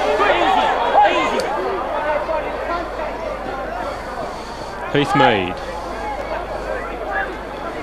That's some crash helmet he's wearing too, isn't it? It's not even. It's like a back of a rhinoceros. Just as well it's not the front. It'd be a dangerous weapon, wouldn't it? There's a bootless player kicking it out on the full. Paul Peasant, is it? Yep.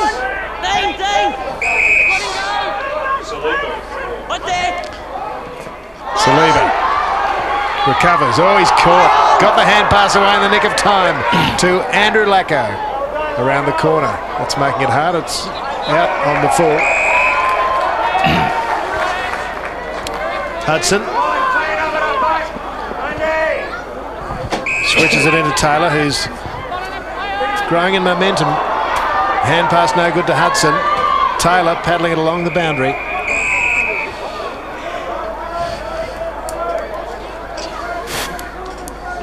And asking about Preston, why they're going so wide into attack. Perhaps. Espenschied. Paul King got a high one. Now advantage being played. Oh no, there is no advantage. And Taylor will take the kick. Well, Paul King it is.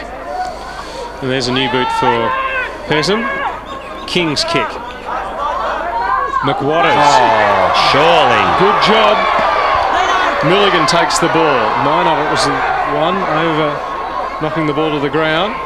Knock on from Clifford. Hall nearly ran onto it. Dobbs handball out for King. Pick up. Miller against Burnell and leaves him behind. Good play. Yeah, kept his balance well. But dropping back to take the mark is Foster. Out to Sean Millane. Charles have been fairly quiet.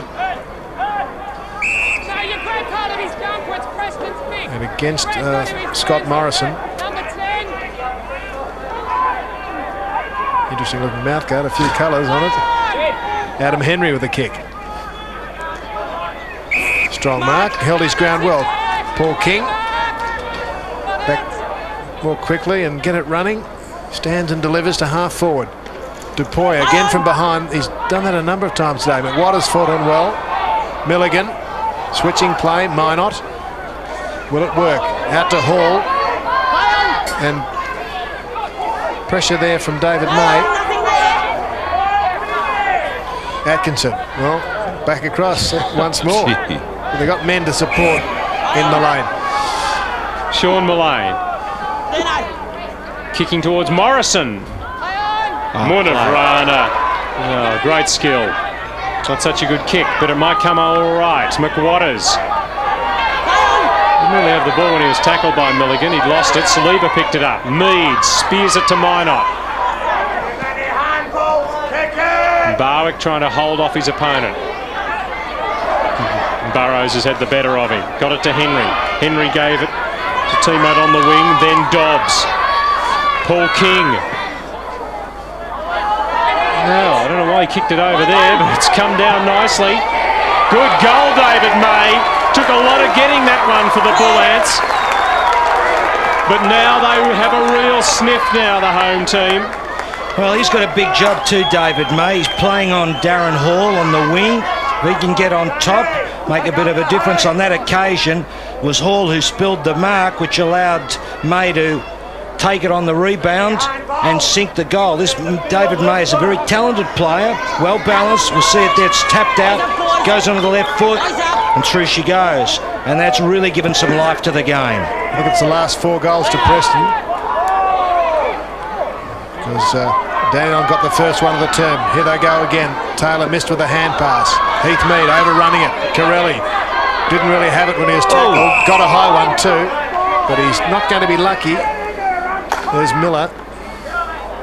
Gutsy little bit of play there by Johns, I think that was, wasn't it, Rose? Carelli, wasn't it? At the bottom of the pack. Yep. Fabian Carelli. Travis Miller, 53, in trouble with his foot. In comes Espenschied. He's going to be late. Milligan clearly won it. Down goes Simon Taylor. The bump from Mead. Nearly up the race went Atkinson. Nice little twist. Out of trouble. Lovely delivery. That's what they're better at when they get clear use of the ball. Darren Hall. 28 minutes gone. Hall towards Barwick. Spoilt by Burrows. Handball from Taylor. Scott gets it on. Charles to Taylor. smart. Terrific work. Oh, Morris trying to lay the tackle now. He harried brilliantly there. Charles's handball to Barwick. He's opened the goals up. Nice play from Scott to Clifford, and he's got his third, 2 in this quarter.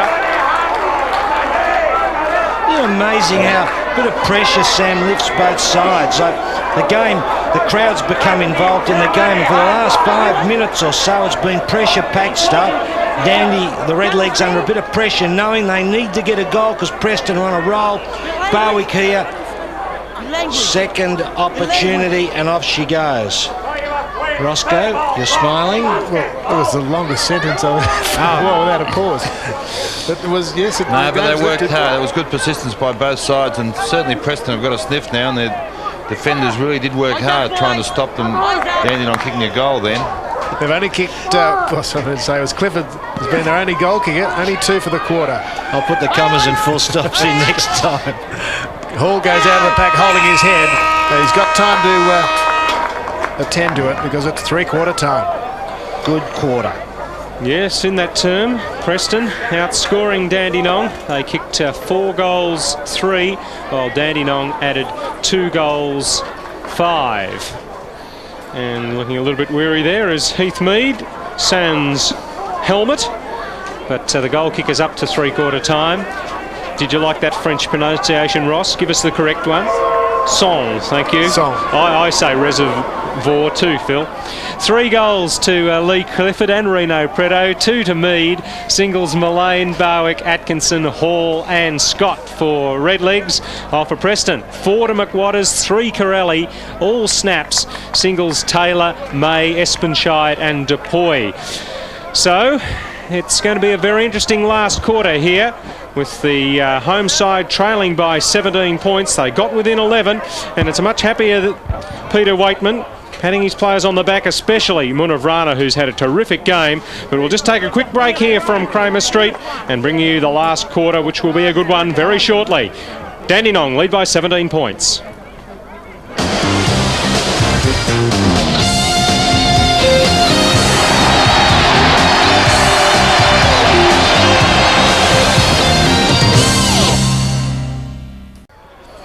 Karen Ty, thank you. Well, margins, a quarter time, 2 points to Preston. Half time, 27 points to the Redlegs. 3/4 time, 17 points to the Dandenong Redlegs. Sam, good to hear that you agree. As well, both coaches have a bit of work to do. They've got to keep their players at it. At various stages there. Leave it to me. Looked like one team might have dominated the other. Dandenong started off very well there. Clifford getting that goal. Preston fought back though. Kick 2 for the quarter. Adam McWatters been a fine player for Preston. Adam McWatters kicking 4 goals, 2 in the first and 1 in the second, and another that was that 3rd quarter goal. All from good marks. So the one was a 50-metre penalty, and this is another big mark from Gary Milligan. Very strong, mate. He's been a good player, Milligan. Gives away a few free kicks, but he's a tough player. And here we'll see, that was a beautiful goal from Carelli, Fabian Carelli, who's kicked 3 goals. And we've commented a number of times on his goal kicking. He's a very elusive, close to the ground player, uncanny goal kicking abilities. And probably a player we'll hear a bit more about in the future. Doesn't win the ball that much around the ground, but great near the goals. And that was a big goal from, I think that was Taylor. Yes, a long goal from Taylor. And the Bull Ants were starting to lift. They looked like they were out of the picture almost. The Redlegs looking more convincing, using the ball better. But to their credit, Preston, they fought back, followed the rules, used the ball a bit better. Good runners through the middle of the ground. Thought Burrows and Munavrana sort of sparked it. Munavrana's been just about in everything. And that was David May, who's now got the job on Hall, or is on Hall in the wing. And that big goal brought them within about 2 goals. Yes, and Dandenong got 1 goal before 3/4 time was sounded.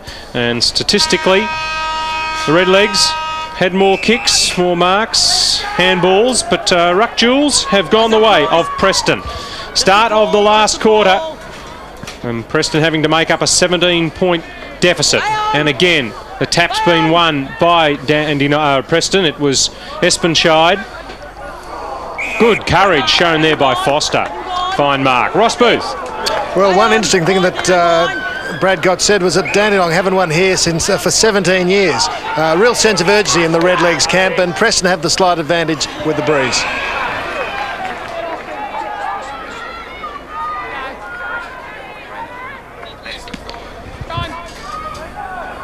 Bull Ants, good chance here. Mark taken by Ross Johns. Forward pocket, unguarded is King. He must kick the goal now. Well, he's too far out, in fact. Bit hard to see exactly where he was on that occasion from where we are, but the throw-in. Forward pocket, only 5 metres around from goal. Yes, they need that first goal, Preston. That would really lift them. Down by 17 points.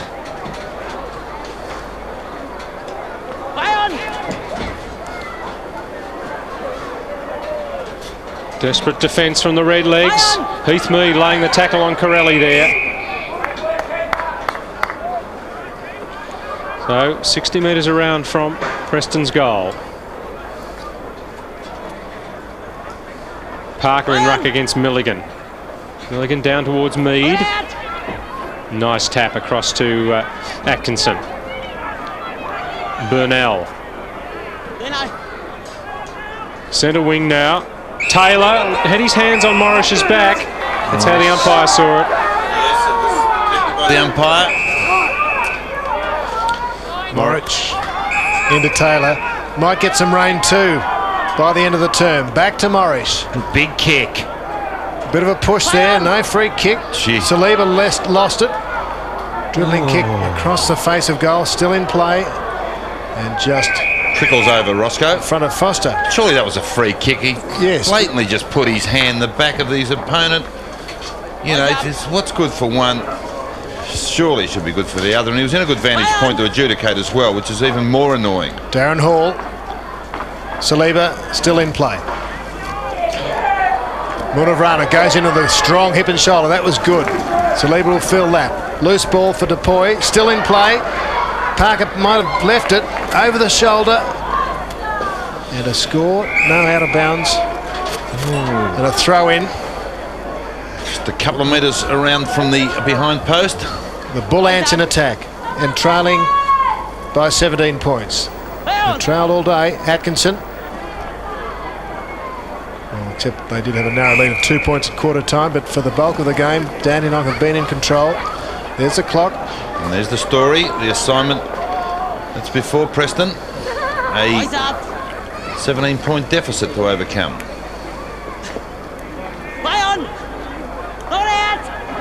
Milligan gets the handball out.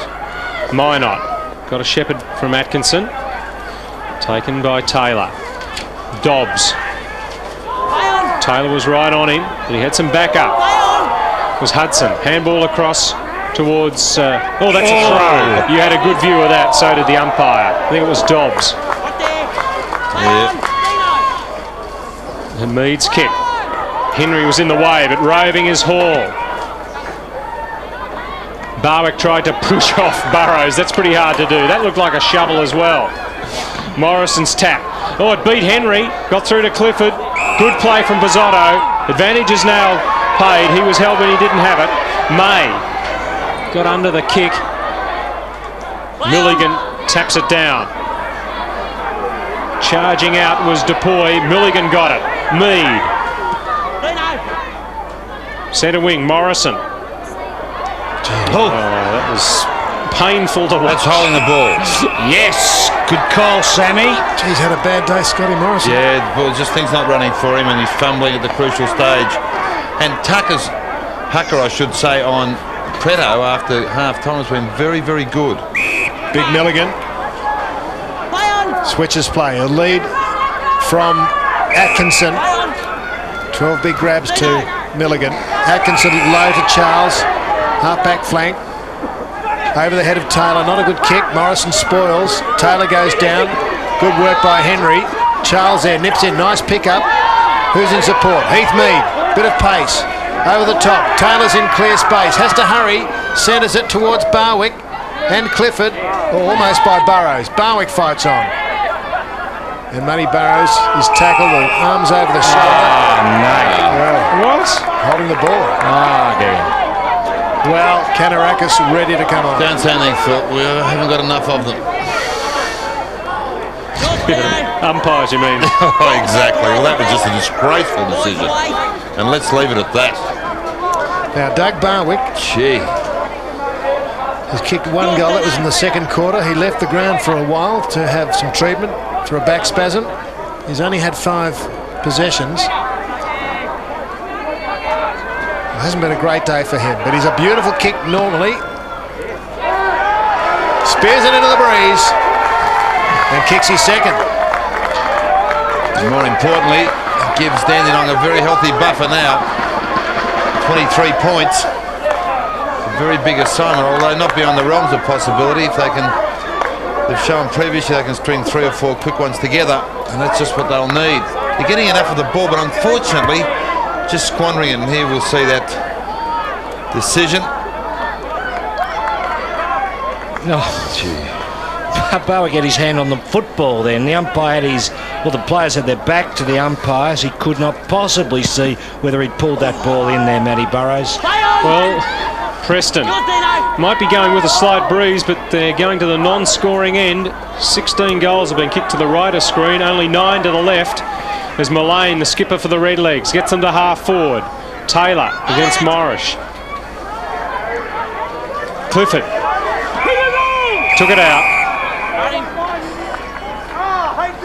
Throw in 50 metres from the Redlegs goal.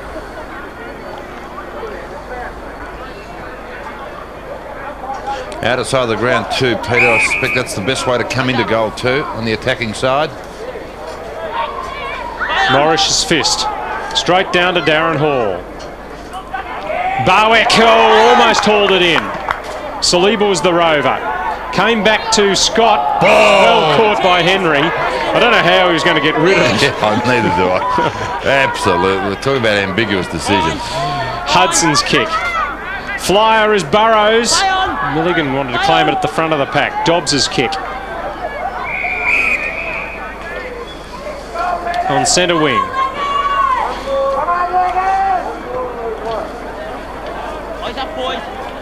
23 points in front are the Leggers from Dandenong. Taylor well caught by Lackahu. I'll get it.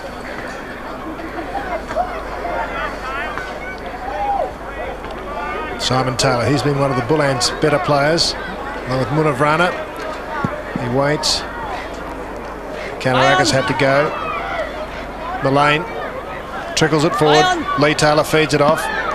John Kanarakis. Barwick. Well, he's the sort of player who can kick a succession of goals, Ross, isn't he? Yes, 5 last week, Philip. But I mean in short space, yes, I was 1 out last week. I added 1 to the score. I fancy he'll put this through, you know, Ross. What do you think? I think you might be right, Philip. 2 goals, 1 to Doug Barwick.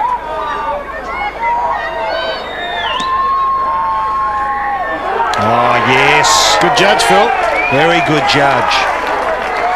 Well, there you go. That's the beauty of a player with that kind of experience. An excellent kick is Doug Barwick. He snapped one early in the game, second quarter, and now in this last quarter, he's put through 2 big ones. And it could be a pretty handy player for the Redlegs if he stays fit for the season and gets fitter. 29 points. Looking a big task now for the home side. Milligan down. Hitting it at pace. Peasant. Oh, this should be a goal. Dupuy hasn't really had much influence on the game. Kicked an early goal. Must kick this if his team are to have any show.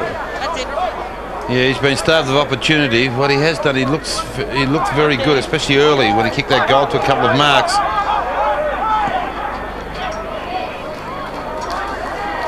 Well, that was never going to be a goal. You saw by his action, not only his kicking action, but the course that he plotted. He was out. Circuitous, Sam, wasn't it? It looked like the Oakbank steeple. Hudson goes off to With Ross Johns onto the ground. Via St George's Road, you think, Sam? Minot kicks in to Foster. Foster's been quite good, but he's let himself down with some poor disposal. Let's watch this one. An up and under. Saliba at 2-on-1. Espenschied. You like saying that, Sam? Yeah, it's got a ring to it, hasn't it? And plus the fact he can't take a grab. The kid can play. King. Pushing and shoving. Miller gets rid of his opponent. Millane Been good. Terrific. Well, you're Great minds thinking alike on that occasion. Foster. That disposal was okay to Lacko. Burnell. Charles. Clifford at the back trying to spoil. Kanarakis moved out of defence onto the bench and now up into attack. Redemption time for him. The ball was hot there for Hall. And now Paul King. Good run. Oh, that's almost 50. Dobbs onto Munavrana. Pops it to the square. Hasn't been touched yet. It's volleyed through by have a guess who? Carelli's fourth. Well, that's where he does his work, around the goals. Will-o'-the-wisp. A real opportunist. And what a fabulous goal. He's kicked some terrific goals. Sure has, Sam. So a master of improvisation. This one in particular kicks it airborne, I think. There's a bit of the round ball code. We're in ethnic territory here. Look at that. Yes. Yes. Easy as you like. Marty Carelli. Fabian. Who was that? Remember the late Jack? Get yourself out of this one. I will. Who ran wrestling? The late Jack Little. Little. And the Marty Carelli hits him in the... I think that was Mario Milano, actually. Sam. Back to the That centre. was a term. It wasn't a person, Mario Milano. It was a great wrestler. Saliba, a little up and under. That was more Gaelic style. That It's going to take me a while to explain this one. Sean Football's Charles. hotting up. Kanarakis. Well, speaking of redemption, a goal would help that. Yes. Yeah, get you in the good books with the coach. As you know, Ross, very important to do well in the final quarter, isn't it? When you've had a lean day. Saying coach has got very short memories. Yes. 69 goals in his 96 games. Some of them with Springvale. Won't quite get the distance. On the line, Hucker. Well done. I mean, he has really held his own in the strength stakes, hasn't he, Sam? My word.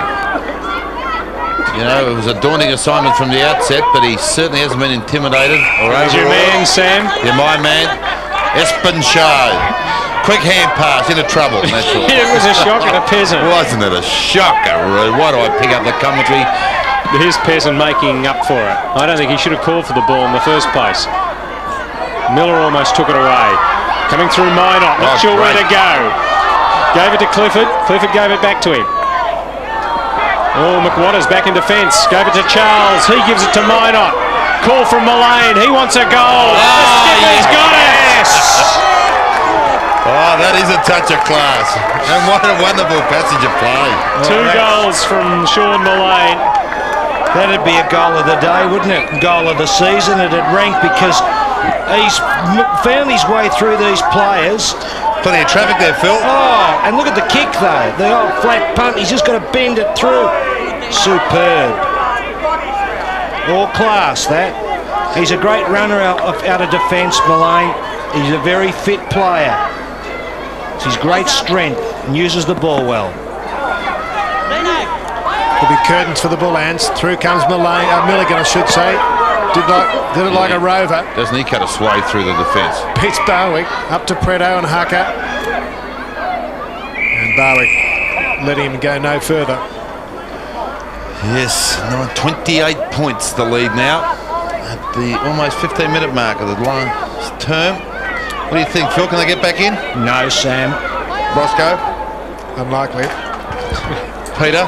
No. May's handball. Sam? No. There's Saliba. Barwick. got rid of Burrows. Burrows thinks illegally. No, he's unfortunate there, Burrows. He was drawn under the ball, and it caused Barwick strength. Well, he's kicked a few of these before in his time. Real chance to kick this. He likes them from here. He just loves kicking the goal. What's that white say, Phil? Oh, geez, this has been the running joke. VFA, it says on the football. And Barwick hasn't kicked a goal there. He has kicked 3 goals 2 today, Douglas Barwick. Yeah, been a workmanlike contribution without being outstanding. You'd have to really say he and Pretto have been beaten today. Yes, well held. Pretto, I thought second term was superb, but certainly Harker stuck to his guns. Lacko with 2 fists. King, caught by Atkinson, gathered in by Charles. Little chip, half volley, not paid. Doug whips out the hand pass. Leigh Taylor, where's Pretto, the push? Oh, if you don't mind, umpire. What is it? They must have just thrown the whistle. They must have just said to the 2 combatants, look, anything goes you 2, and that's it. Kanarakas holding his nose. Kicking from Hucker's a good one to Burrows. Put on a few kilos too, Matty Burrows. Can give it to Munavrana. So he's trying to get clear, but Lacko ran him down. There's Milligan putting the big body in. Miller, Saliba couldn't haul him in. McWatters, but there's Mead. Going too quick for his legs. Deliberate. Right. It was deliberate, that. Played a great game, Heath, Mead. Deliberately rolled over the boundary line. Been a tremendous link player. Run strongly out of the back pocket. Milligan in front of Peter Parker. Morrison. No fumbling error that time. Eternity. Found a man in Taylor. Millane with cramp in the calf, it looks like. With a smile on his face. The Redlow's looking pretty good. Burnell. Centre wing. Lead from Barwick. He gives a little nod to Saliba. That's where I'm kicking it.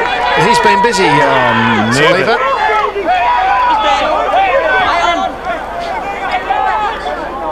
Finds Mead. Very crowded forward line. Pretto on the square. Barwick 20 metres in front of him. Gary Milligan in the... Yeah, been a tireless worker, the big man. He's let himself down with a lot of free kicks. But 13 marks for the day.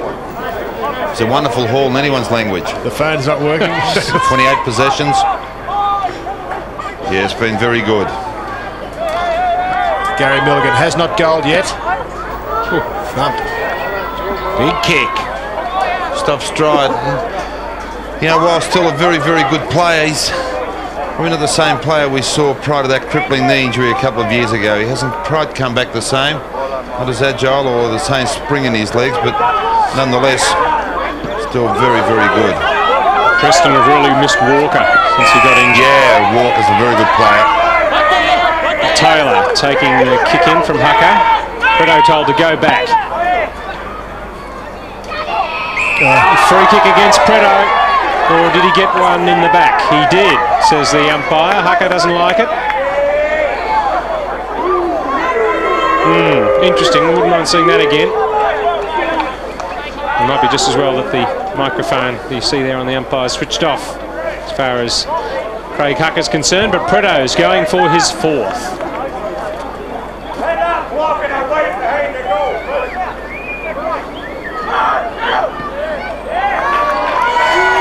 It's all over, Red Rover, as far as Preston Bullants are concerned. That's the sum total of Rino Pretto's day. There he goes sprawling forward. Yes, couldn't see anything. Hard to pick. And Doug Barwick certainly put a bit of force into the pack as he came over from the back, but couldn't really call during the that. course of the afternoon, you've seen a lot worse between those 2 contestants. So you would have thought, all things being equal, that would have been let go as well. But anyhow, I don't think it'll have any great bearing on the final outcome. Almost 20 minutes gone. Now Taylor, he's collared by Darren Hall. Loose to Miller. Morrison. In goes Carelli. They're all going down.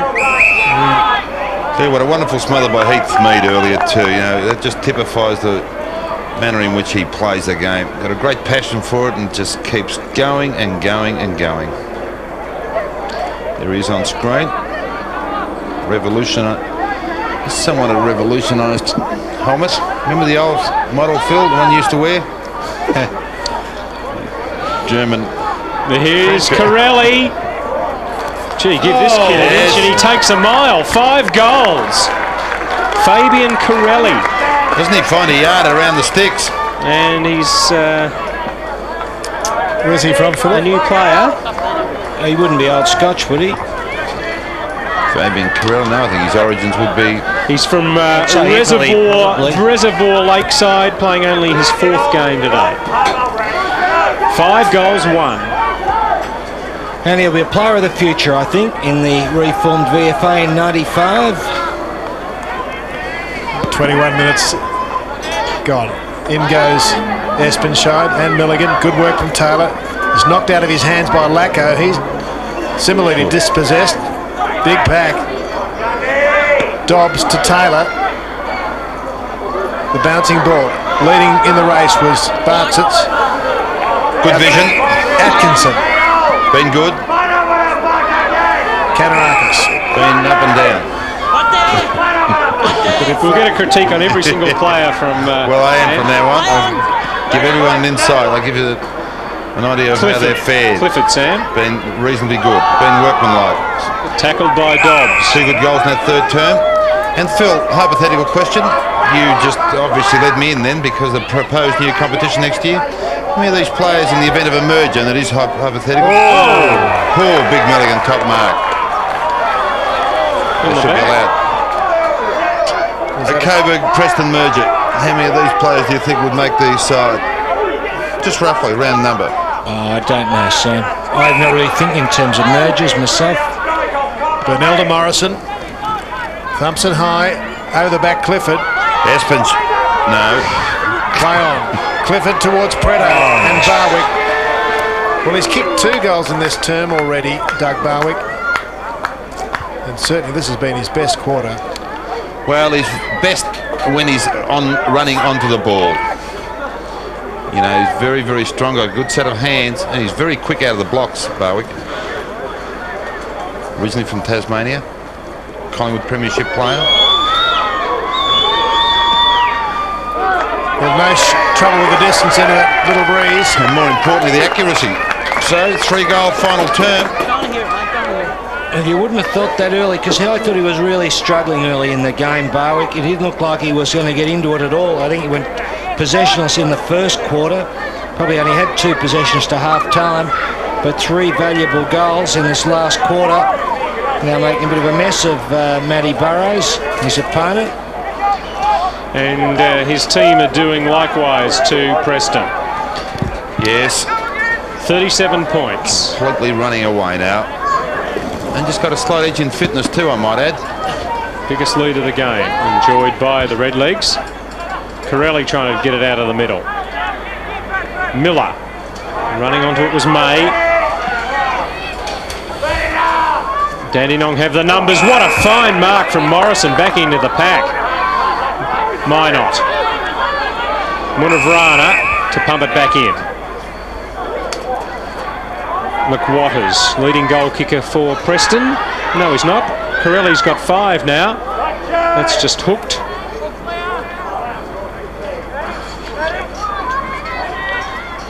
So they should be pretty happy with their work up there. The Brains trusted Dandenong, but the Redlegs players have done their job.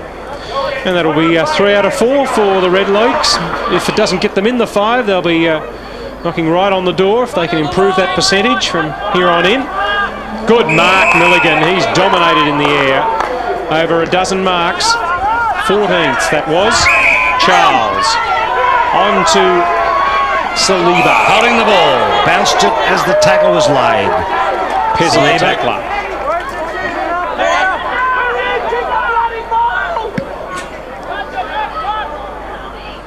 Spoil at the back by Milligan. In comes Morrison.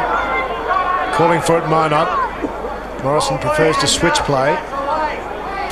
Darren Hall, good tackle by May. In goes Dupuy. Ooh, and the high one there for Bartzis. Unintentional.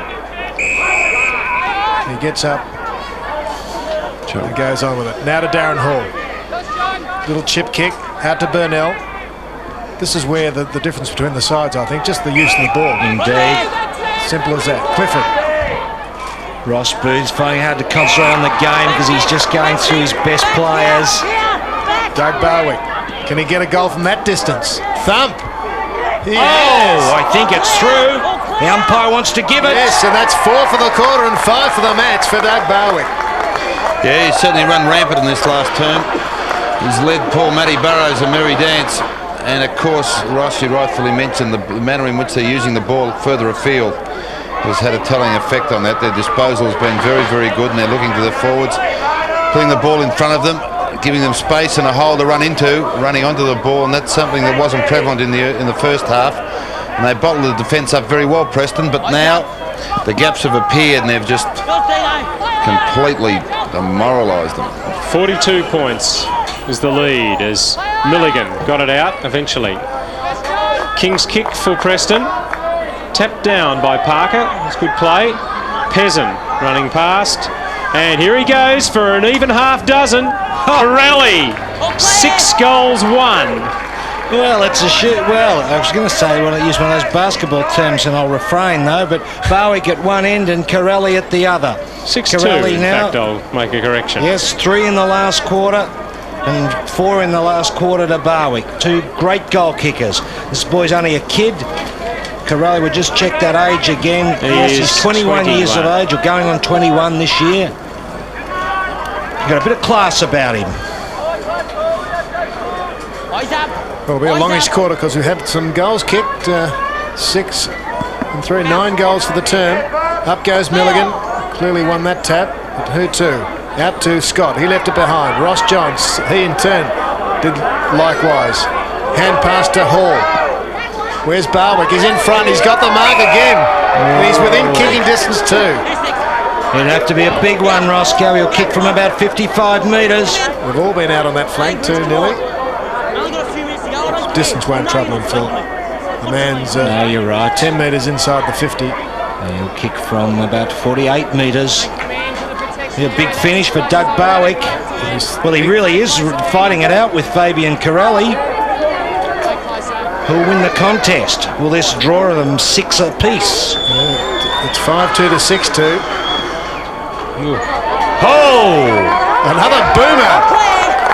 6 goals and 5 in the term to Doug Barwick. Oh, that's a fantastic way to finish the game, isn't it? As I was saying earlier, Doug Barwick there on screen, an experienced AFL footballer, been dogged with injuries over the years, and no one ever doubted his class. Magnificent goal kicker in his AFL career. And on this occasion, from outside 50, we look at the kick. Well, he's kicked from about 56 metres, but that's a big kick. Well and truly over through the goals. That would be about a over 60 metre kick, that one. It'll be very handy for the Redlegs, who are looking pretty good. He's kicked 11 goals in 2 weeks now after taking a while to find the tempo. There's Burrows' handball, straight to Millane. Good game back for him today. Lacko, I thought his first half was tremendous. He and Hall have faded a bit since half-time, but they did the work early on. Others have come in since then. And away goes Burnell. Barwick's got another chance. Is it 7? Oh, it's out in the full. Oh, he's hot at the moment, though. He really wants to get hold of that football.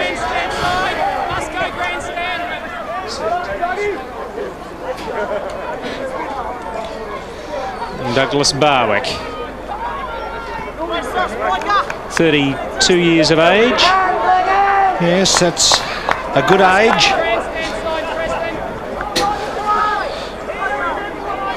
And looks like Morris now on him. Burrows had the better of him, and up until really three-quarter time. Well, I think he was on Morris earlier on. Was he? In fact, right, they switched him at some. No, they switched at some point. I don't know exactly when. That's against Milligan. He's certainly given away a few free kicks today, as well as taking 14 marks and getting a heap of possessions himself. Yeah, but he's been helped a lot by the fact that Travis Walker had to go off injured. Yeah, he really blossomed after Walker's exit. Peter. Millane got rid of it just in time. Dodd's handball. Across to King. Running free, it's May. And he's going to see it disappear pretty quickly. Hall. Morrison. In the end, just has to go long. Scott, held off his man brilliantly. First game player, Scott. Minot spoons it back to him. Charles has a break of about 4 metres on Munavrana. So Dandenong, they got walloped by 29 goals at the start of the season by Sandringham. They've won their 3 games since.